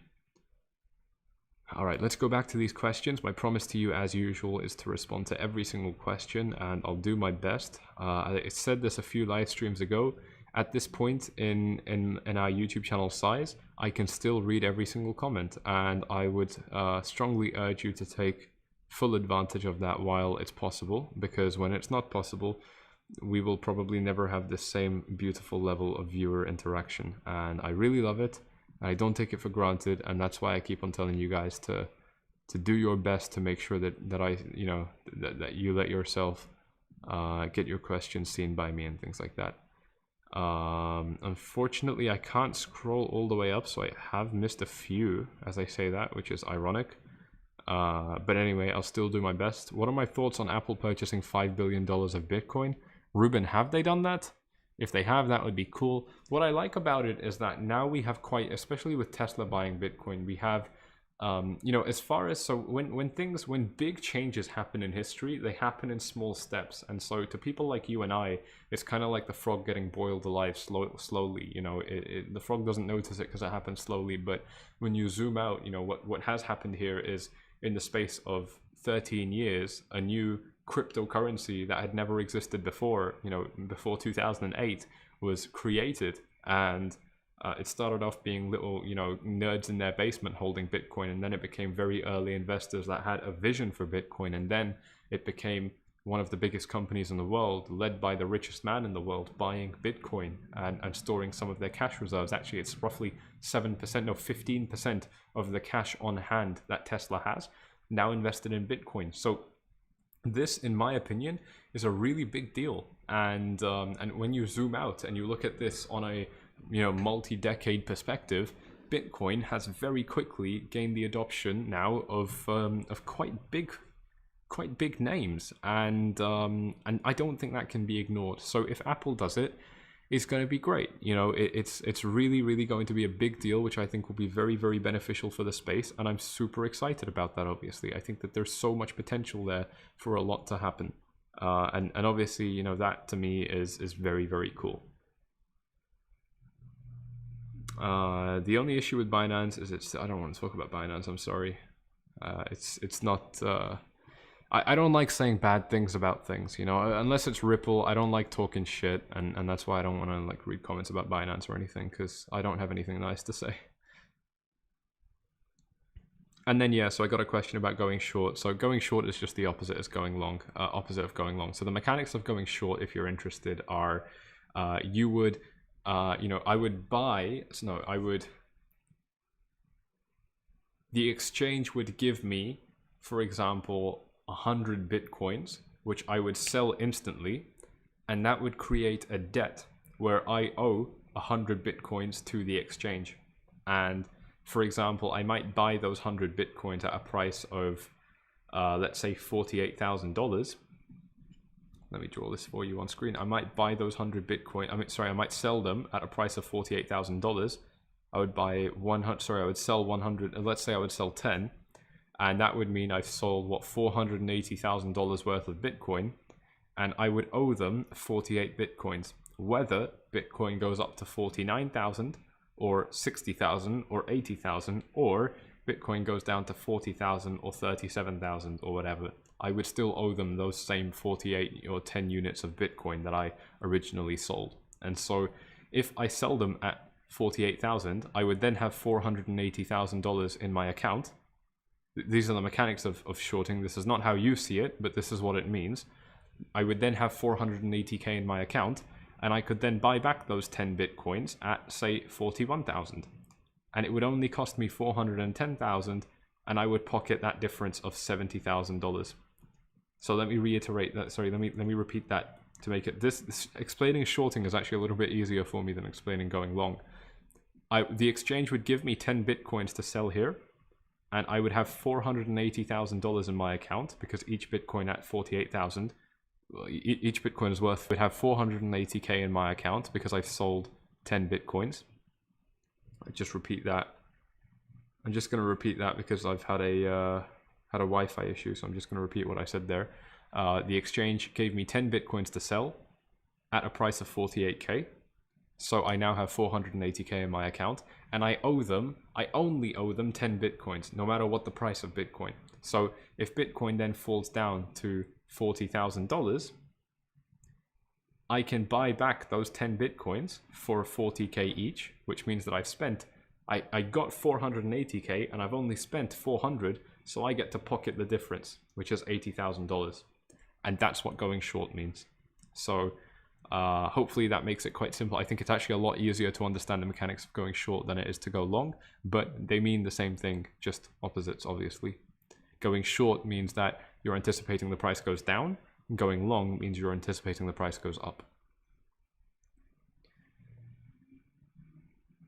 Mario, so you're saying, I think we all know, we're just too scared to do it. Walk us through it. Okay, fair enough. Yeah, so to be fair, it is complicated to understand. It's the only thing that's complicated to understand at first, in my opinion. And once you get around it, you can learn it inside of 20 minutes. 30 minutes, 20 minutes of concentration, and you can learn what it means. And it's a skill that can pay you for life. So it's super worth it.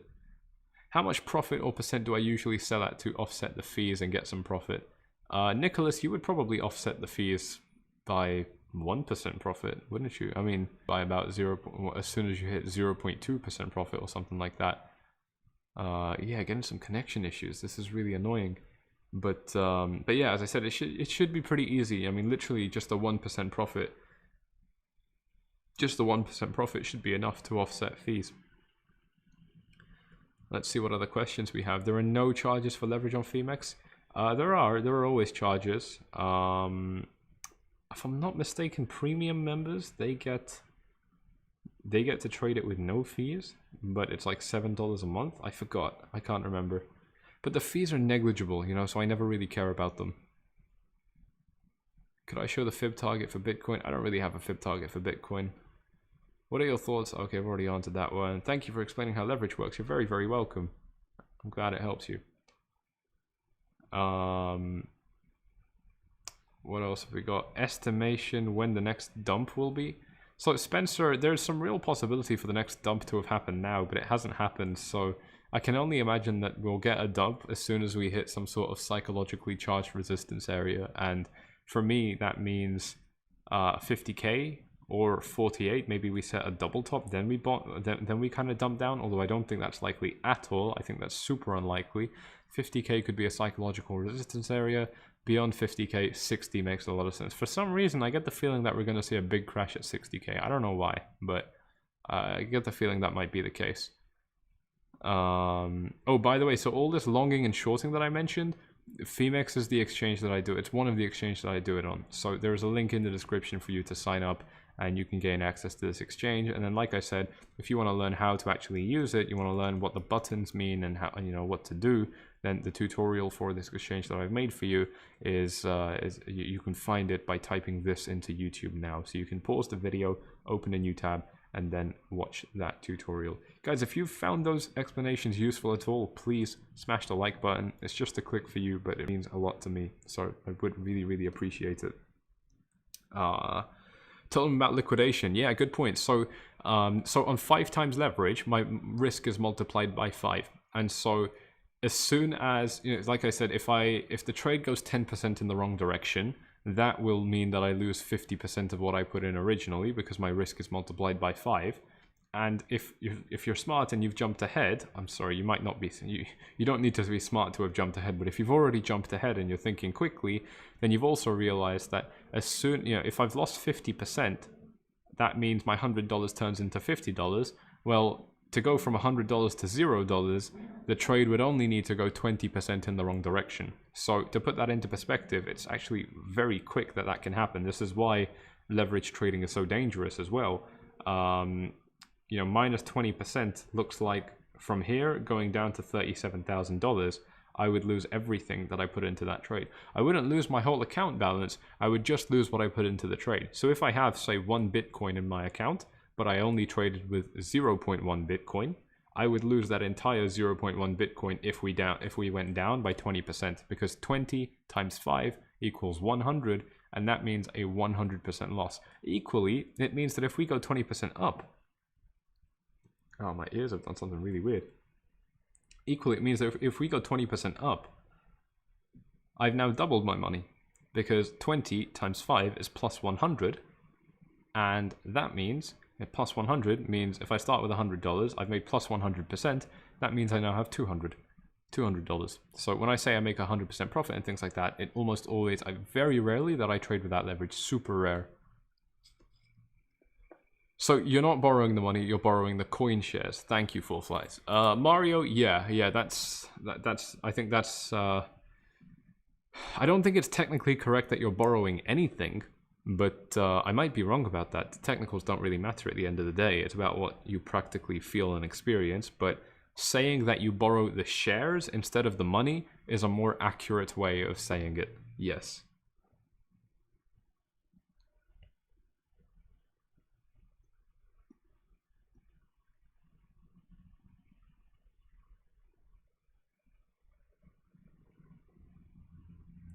Wasn't I supposed to do an interview with someone from Ripple?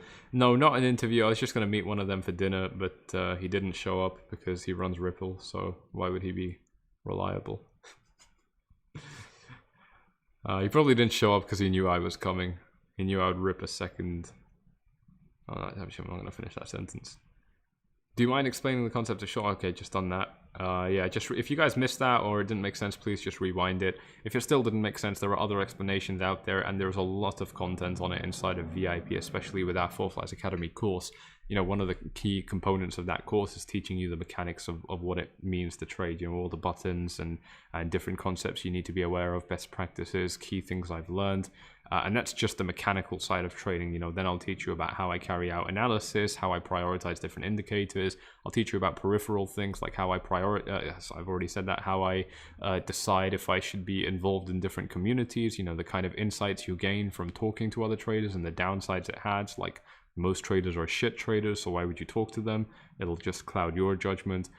We cover really advanced theories inside of our advanced course as well, and that comes completely free of charge with our yearly memberships. So we've had a lot of uptake over that over the past, well, pretty much since this year started. And if you want to jump in with the best offer, we have the all access offer for the lowest price it's ever been, and the steps are on screen now. If I have $500 to play with, what is the benefit of buying $100 with 5x leverage, or just buying $500 with no additional leverage? Danny, one of the big risks is, so one of the big points is that you might not have that $500, you know, and if you do have $500, you might want to trade with $2,500, and so that's where you get to multiply your money without actually risking 2.5k of your own money. And a big part of it is, you know, your position could go wrong, where you might have a stop loss, you know, where you're supposed to be stopped out at a 10% loss, but for some reason your stop loss doesn't trigger.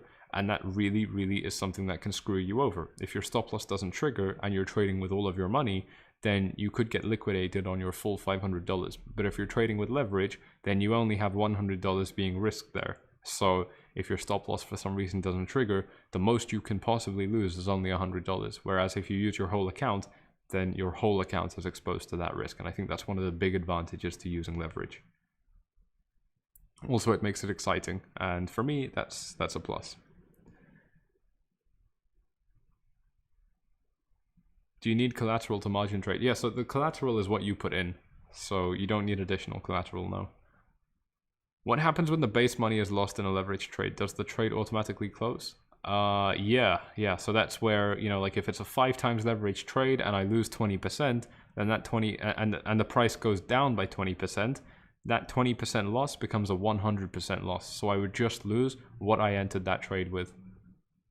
That's called liquidation. I recently signed up to Femex. Have you ever had the case where the price drops below your stop loss so fast it closes your position at a bigger loss than where you set your stop loss? 100%, Zachariah, all the time. And that's exactly what I just described. Yeah, it could be that you know, your stop loss is at minus 10%, but it actually closes at minus 17%. And that additional 7% loss is enormous. That's a really big deal. Imagine that happens 10 times in a row, like 3 times in a row. You've now lost an additional 20%. And so it's a big problem. And if you're trading on leverage, you get to minimize how much money actually gets lost on that drop. And I think that's a big deal. FORFLIES, wouldn't it be best to wait for the next halving, no matter how far we go from here, and after the halving, pyramid longing positions until Bitcoin is over 100K? I don't think that's a good idea at all, Michael. Not for me. There's 2 reasons for that. Number one, Bitcoin might be above 100K by the time the next halving happens, because it's pretty far away, right? If I'm not mistaken, it's not close. That's number one. Number two, you're gonna miss out on so much profits if you do that. And if you're comfortable missing out on them, then that's fine. That's on you. But me personally, considering it's 4 years away, you can completely change your life in 4 years. You know, like you guys have heard this story a lot of times. We've had a guy in VIP that joined us in March last year, and by January last month, he managed to turn $30,000, which is what he joined VIP with, into $1 million.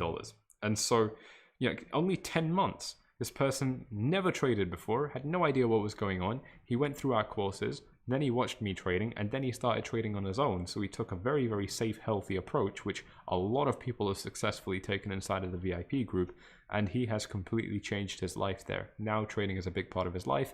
He's super happy with it, more financial freedom, different things like that. It's really, really cool. So, you know, like waiting years versus taking control of it now, to me, that's a pretty easy choice.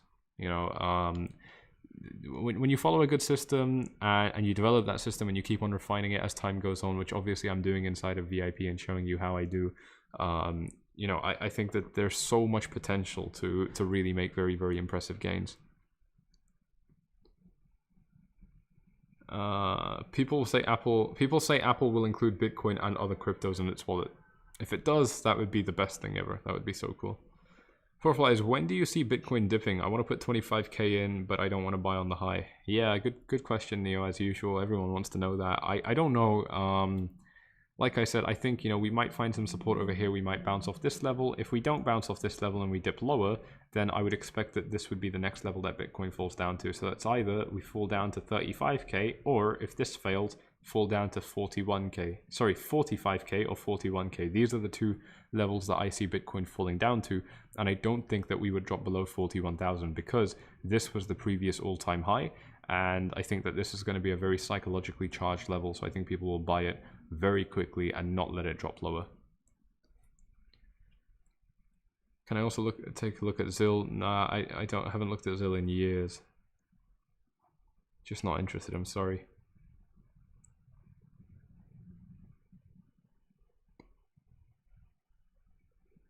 I'm just going to start ignoring the financial advice questions now because I just can't do it. KYC is a big problem on Binance, yeah, so it's not required on Femex. You can sign up to it with the link in the description and it will give you some free money to trade with as well. It's one of the exchanges I use.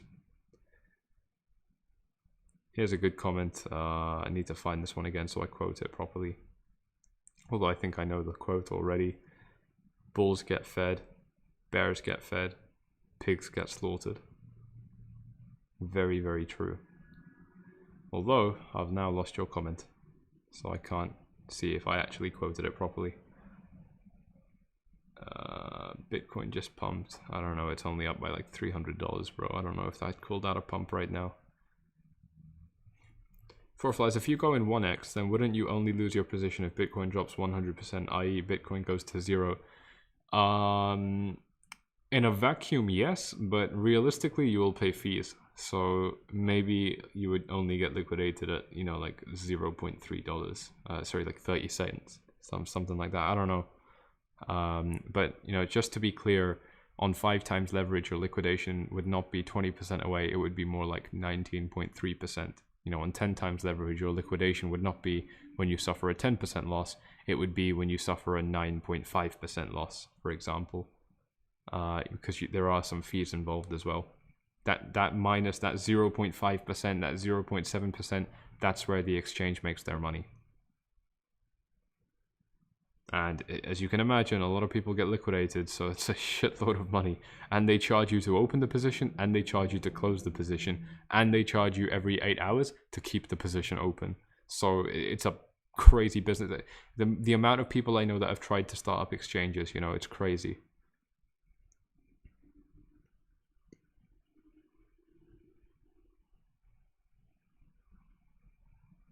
All right, I think all of these questions are being repeated now. Please explain what happens if we add to margin and we get liquidated or convert isolated to cross. I've no idea what happens if you convert isolated to cross. I've never tried that. Cross leverage is much more confusing. That's a completely different explanation, where basically the collateral is borrowed from the rest of your wallets, and it's way more confusing, so I never use it. If you add more margin to your position and you get liquidated, you would lose whatever you put in originally plus whatever you added in later. So if I have $500 in my wallet and I put $100 in a trade, and then later I put another $50 in, and then I got liquidated, I would lose $150.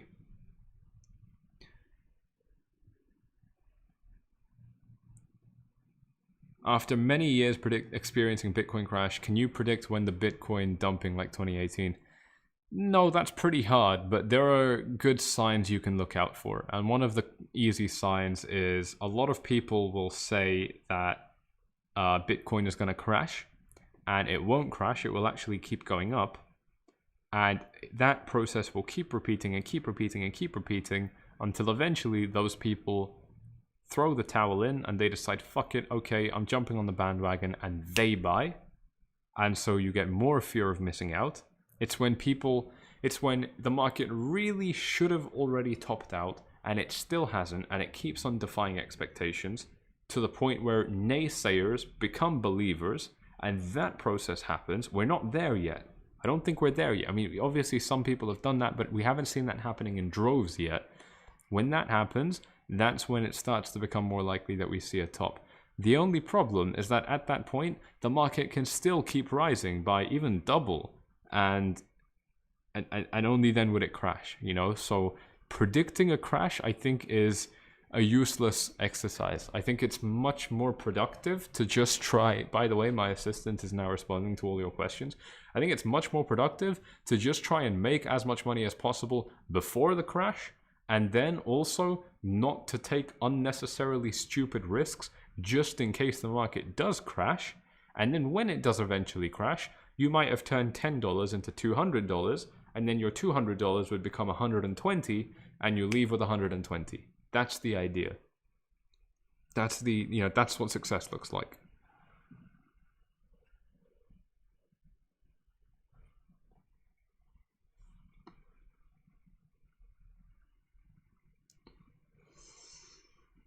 Let's see what other questions we have. I'm gonna get going soon because I started to get tired. Have to meet up with a few of the bros as well, I think. Where does the name FORFLIES come from and its meaning to me? It means nothing to me. It's the most stupid name I ever thought of. And it's because I was a fanboy of some music artists back when I was 14. I made this name when I was 14. Can I check ETH BTC? Looks like we're double topping. Yeah, I already checked out ETH BTC actually, but let me look at it again. I don't see a double top though, bro. Do you mean double bottom? Because there is a potential double bottom here, but I don't see a double top. Yeah, I don't really see any new questions now. A lot of people are just asking me for financial advice.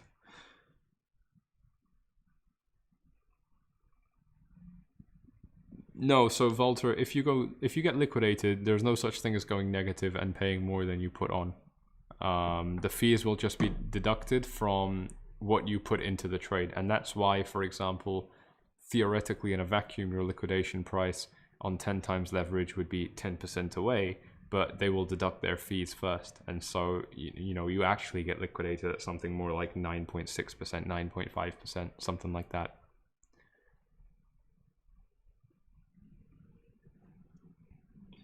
Trade BTC USD or BTC GBP from the UK. It really depends on your own preference. I only trade USD. But I don't live in the UK anymore, lucky me. You guys hear about this fucking I was planning to go back to the UK, right? Because I've been in Dubai for a long time now since I moved here. I moved here last year, and I haven't been back in London for so many months. I wanted to go back, and I just found out that I've got to quarantine in a hotel for 10 days, which I'm obviously definitely not doing. But the punishment for not doing it is potentially up to 10 years in jail. It's fucking crazy. It's just absolutely insane. They like, from the UK, you know, like they said this in the UAE, I'd be like, okay, whatever, it's not my country, I'm not voting, I'm not paying taxes, I don't really get a say, they can be as oppressive or as whatever as they like, and it's not my place to fight them because it's their country. But the fucking UK, a democracy, like, it's disgusting. It's so, like, I'm just continuously shocked by how authoritarian that country is becoming and how no one gives a fuck. You know, like, if it's gonna be authoritarian, you know, like, so a place like the UAE, obviously there's no democracy here, you don't really get a say in what's going on, but you don't pay taxes. You know, I think that's okay. If I'm paying taxes, I would expect it to be more of a free country, and you just don't get that in the UK right now. It's so weird.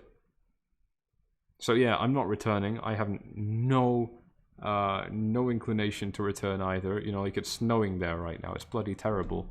And here in Dubai, it's like mid-20s every day. You know, I mean, it's Ferrari drop top weather. Why would I not be happy with that? Someone's asked me, why is KYC a big problem? It's not for me. A lot of people have a problem with it, and I don't know why. Maybe it's taxes. Maybe they don't want some people to know that they have this money. You know, there's a lot of reasons that people wouldn't want KYC. I think a big part of it is just privacy. Why would you want the exchange to know who you are and stuff like that? It's just, I also value privacy, and I think that's important. I wouldn't trust giving my documents to a random exchange. How did you learn all the stuff you know about the market, and what do you mean by it's coming? What did I say is coming? I don't know what you mean by it's coming. How did I learn this stuff? So originally through reading books and watching YouTube tutorials. I joined the VIP group, Crypto Kirby's VIP group, actually, back in the day. Those of you who know Crypto Kirby, I love him. I joined his VIP group. That was a big help. But those are the, you know, those are the things that you can learn in a week, you know, of actually putting aside, you know, a few hours a day. The way I actually learned to trade the way I do now is through mistakes. I just made a lot of mistakes, and I lost a lot of money because I started out when I was really young. I started out when I was 15, and I had a gambling problem, and I didn't even know about it. And so I made a lot of mistakes, and eventually I just started learning from them. And that's what took me to where I am now. Short-term target for Bitcoin for me is either $41,000 or $50,000. Hectic Daddy saying I'm the best financial advisor ever. Oh wow, what is that? That's beautiful. I love this office. I love being in Dubai. How could I leave? It's so cool. I'm sure you guys heard that as well. But yeah, I'm not a financial advisor. You guys need to stop this joke. DJ saying I like this guy. Thank you very much. I like you too. If you guys are liking this video, then please do smash up the likes as usual. It always goes much appreciated. Is it time to take some profits? I did. Definitely, I think it's a good time to take some profits in this market. I have no qualms, no issues with taking profits in this market at all. Imagine having to go 10 years in jail for not following some flu rules. Yeah, it's fucking crazy. I mean, they're just absolutely insane with these policies. And, you know, I think a big part of it is the UK just kept on, the UK government just kept on grabbing more and more power, like a lot of Europe throughout 2020, and the public kept on giving that power, and now it's now they're kind of paying the price for it, you know.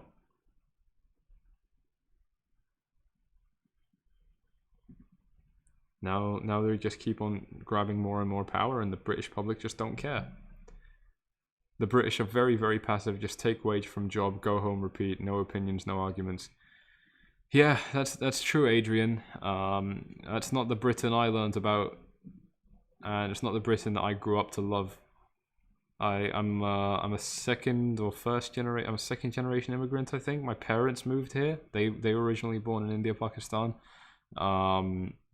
but I was, you know, like fully born and bred in the UK, and so I, you know, like I have that same patriotic love for the country that any other person might have, and that's not the country that I grew up loving and taking pride in living in. It's really sad.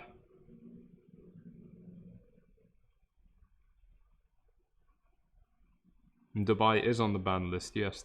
So if I go there and I don't quarantine, I would go to jail or get a big fine. It's completely crazy. Like, it's... What's even crazier is that I would be, or anyone who doesn't quarantine in a hotel would be in the same category as a criminal that murders somebody. It's fucking crazy. It doesn't make any sense. Just for choosing to quarantine at your house instead of in a hotel. Which you would have to, by the way, you would have to pay like $2,000 for. It's crazy. Like, you know, the average person cannot afford that. It's so weird. I don't get it. Anyway, this is not a politics channel, but it's really stupid. Phil, smash those likes for FORFLIES, please, people. Thank you very much. Yeah, do smash up those likes. Guys, I'm going to take your final questions, and then I'm going to head off. Do a collaboration with That Martini Guy and MDX, who are both from the UK.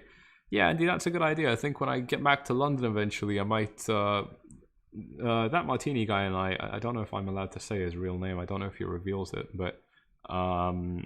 We've spoken a lot about making videos together, and we just never got the chance. So I'm really interested in doing that. I asked him to come out to Dubai, but he couldn't do it. This was too busy. But yeah, we'll end up talking eventually. I haven't spoken to MDX ever, though. FORFLIES, I'm also a Brit Indian. Yes, the UK went full retard with Tony Blair. I left 17 years ago. Do you always liquidate into fiat or hold Bitcoin? What's your Bitcoin exit strategy if you have one? So mainly my strategy is to accumulate more Bitcoin with my trades, and then ride the Bitcoin wave up. So when Bitcoin goes up in value, I also make more money because of that. And then yeah, I would sell Bitcoin into fiat whenever needed, basically.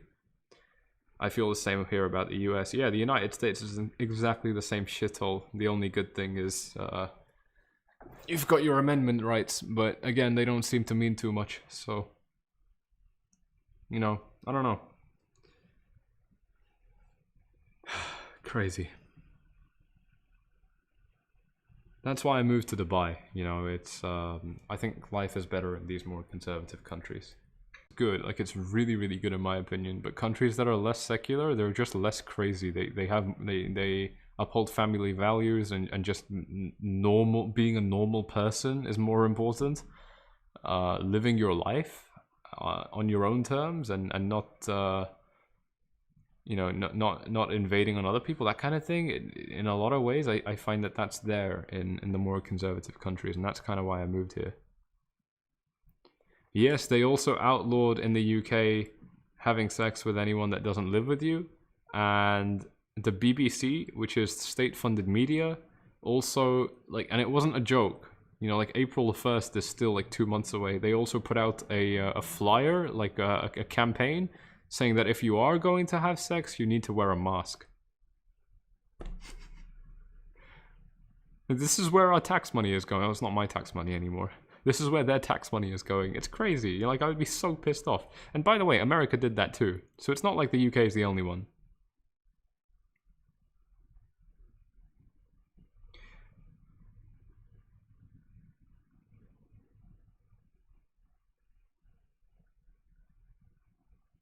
Just going through your final questions now. What YouTube channels are you following? None. I occasionally listen to Tone Vase, and that's because I love him and I think he's the best analyst ever. I still think Crypto Kirby is very good, although I don't listen to him either. I don't watch other people's YouTube channels, and that's because my focus is I have a very, very laser focus on the markets, and if I listen to other people's opinions, it will distract me from what I do. And what I do, I feel, is very good, so I wouldn't want to, you know, change that.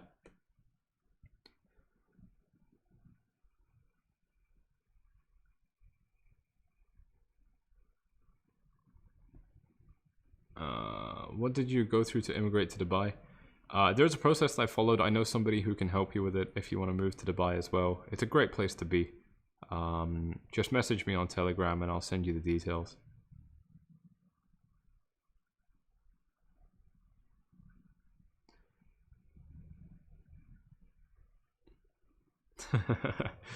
Eric, in Australia during lockdown, it was okay to travel for sex. I'm glad that was on the exceptions list. I don't have any opinions on e-gold or e-GLD. Never looked at it. Any diversity in Dubai? It's a super diverse city. Yeah, super diverse. A lot of ethnicities from around Asia, obviously, and North Africa. But you'll find a lot of Western communities as well. Over here, I've considered learning Russian, German, and French in that order, just because there are so many Western people in Dubai. I'm already learning Russian, actually, Russian and Arabic. How long would you get for a public display of affection in Dubai? It depends on where you are. If you're doing it near a, so the thing is, like, as you go near the coast or in the tourist areas, you could probably hold hands or even kiss in public and you'd be okay. It's just if you're going to a place where like it's a more family community and maybe there's a mosque nearby, stuff like that. There's women with their kids nearby. I think it's awkward even in the West. It's kind of weird to be like making out in front of kids, right? In places like that, yeah, you would get in trouble. I don't think you'd go to jail for it, probably just a fine. It's about repeat offenders. Yeah, like you do it a second time, you probably just get deported. Yeah. Would I ever move to India? Brother, I look at Mumbai and I look at LA and I see so much potential. Because for me, it's just the fact that they're both Western cities on the coastline. A big part of why LA is so beautiful is its weather. Mumbai has got the weather. Of course, it's got humidity, but it's also got the weather. And it's got the beautiful coastline and sunsets and all that stuff. And it's in the right place. It's got the great weather. And I think it's absolutely beautiful. I see a lot of potential there. But right now, there's no way I would go to India and live there. And I've actually never been there. I have no interest in it at the moment.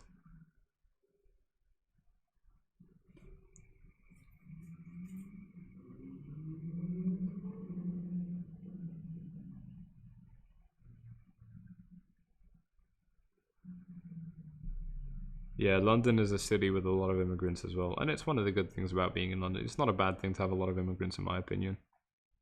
What is bad is obviously if they kind of ruin the culture. Yeah, Marcus, so alcohol is fine over 21. Although they'll try and sell it to you at any age if you have a beard. Definitely no weed. Yeah, you'll get completely fucked with weed. Yeah, you guys, you should Google this stuff because this isn't a YouTube channel about like Dubai laws. But yeah, you can have sex with anyone. I think as long as you're not gay, I think you should be okay. What's the cost of living there? If you don't want to splash out, if you don't want to show off, it's super cheap. Yeah, like you can get a good place for like £500. I don't know, like $650 a month, and food can be cheap. It's just if you don't want to live lavish, you just want to have like a normal, comfortable life, it's not expensive in my opinion. Compared to a place, and I'm comparing this to London. And London is super expensive. So, if you're coming from another city like, I don't know, Lyon in France, or like these are still major cities in Europe, but they're not, world hubs like London or Paris or Frankfurt. It's another city like Stuttgart maybe, or I don't know, Kristianstad in Sweden. These random smaller cities that still have significant populations for their country, but they're not big deals in the whole world scale. Obviously it might be kind of like on par with them. I think it's still pretty good. Can you pay most things with Bitcoin in Dubai? Spasibo. Did I say that properly? I don't know. No, not really. Barely anything, actually. You can ask though. How old am I? I'm 19, yeah. Teach me analysis, I would teach you Arabic. I'm also learning Arabic right now. I really want to. Arabic is one language that I'm really keen on learning. I used to know it way back when I was a kid. You can get a 1-year visa if you want to work remotely from Dubai. That's cool. Very, very cool. Tone Vase went full Trump and lost all objectivity. Yeah, I noticed that. I don't think he lost objectivity, but it's never a good look when someone talks about politics too much. But it's his channel, so he gets to do whatever he likes, and I think that's great. LA is going down, Miami, Florida is rising now. Yeah, absolutely. I still love LA though. What's the nightlife like here? Well, as I just said, I'm 19 and the legal drinking age here is 21. So I don't really care about alcohol enough to try and push my luck. So I don't know, because I've never tried it. I've never gone clubbing or partying here. I've gone to like house parties and stuff, but never like in a club or anything.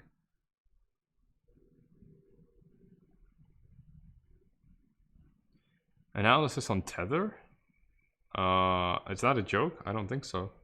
I don't think you can give analysis on Tether. Do you have an Instagram we can follow? Yes, I do, Caleb. There is a link to my Instagram page in the description. Is there? There should be.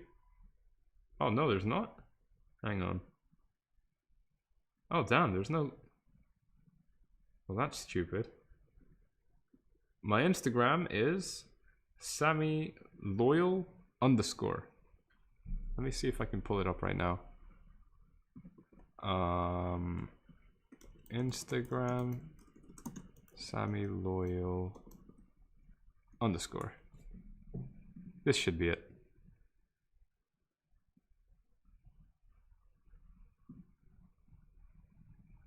Yeah, this is it. This is my Instagram.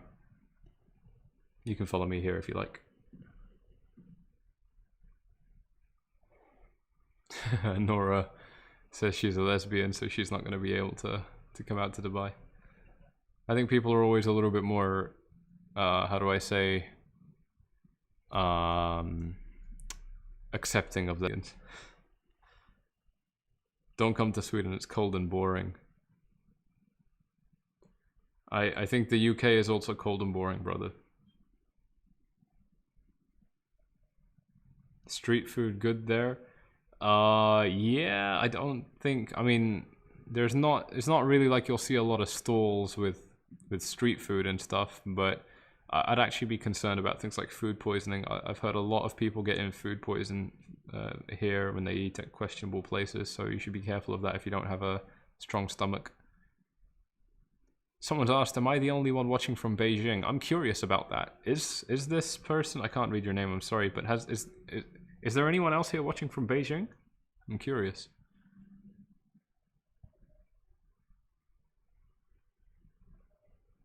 LA is expensive as fuck and crowded and weed shops everywhere. Well, weed shops are partly why I love LA so much.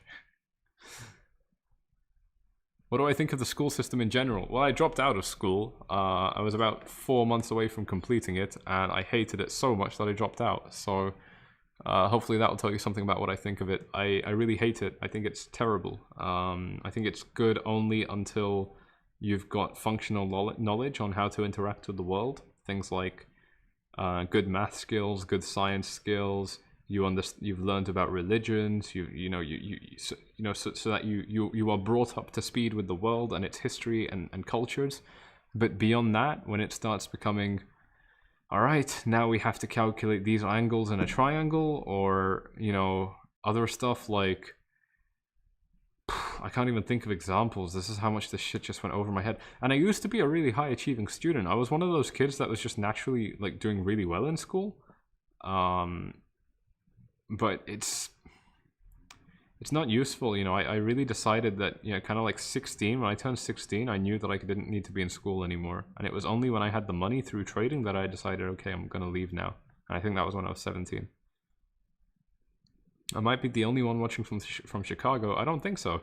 In fact, one of my really, really good friends might be watching from Chicago right now.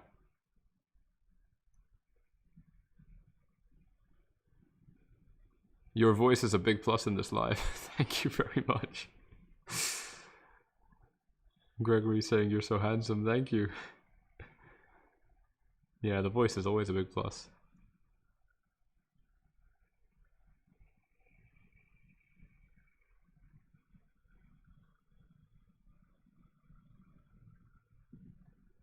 Yo, I see your comments, bro, but I'm gonna delete them because you're revealing information that's dangerous for you.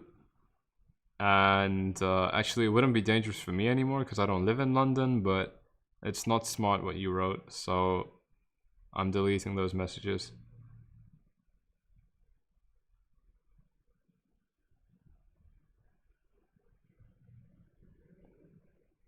Jersey Channel Islands. Yeah, you might be, Luca. You might be the only one from there. Anyone else from Cali? Of course. Yeah, lots of people from Cali watching now. Alright, guys, if we have any final questions, I'll take them now. Otherwise, I will get going. Oh, fuck, we're at 2 hours now. Yeah, I want to get going pretty soon. What do I mean by it's coming in the thumbnail? Oh, I mean like that. Okay, guys, we're having too many connection issues. I've just lost connection like 3 times in the past 5-10 minutes.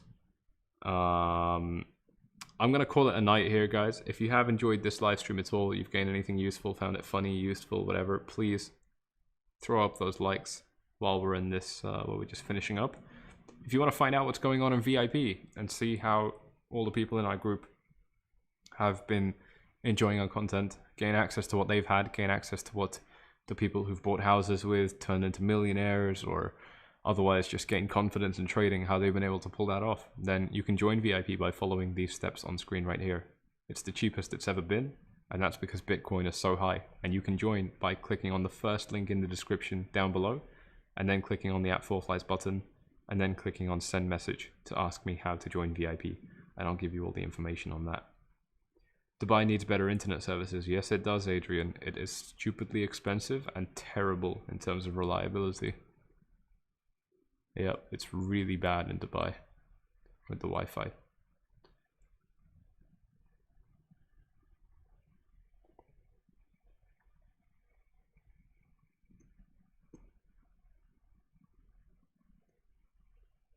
Cheers for the live as always, man, with a lot of pineapples. Thank you very much.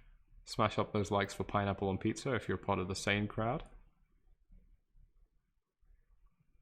Thank you all for tuning in, guys. Really appreciate you, and I will catch you all in the next video or live stream. I'm trying to do maybe 2 uploads a day now, so you might have caught the video that I published earlier today. To be honest, I don't think it's a good idea, but I might just do it for a few more days and see how it goes. A lot of people have been asking me for shorter videos, so that's why I'm trying it. Alright, I'm going to get going now. Have a great rest of your day. Hope you have enjoyed it, and I'll see you all in the next one. Make sure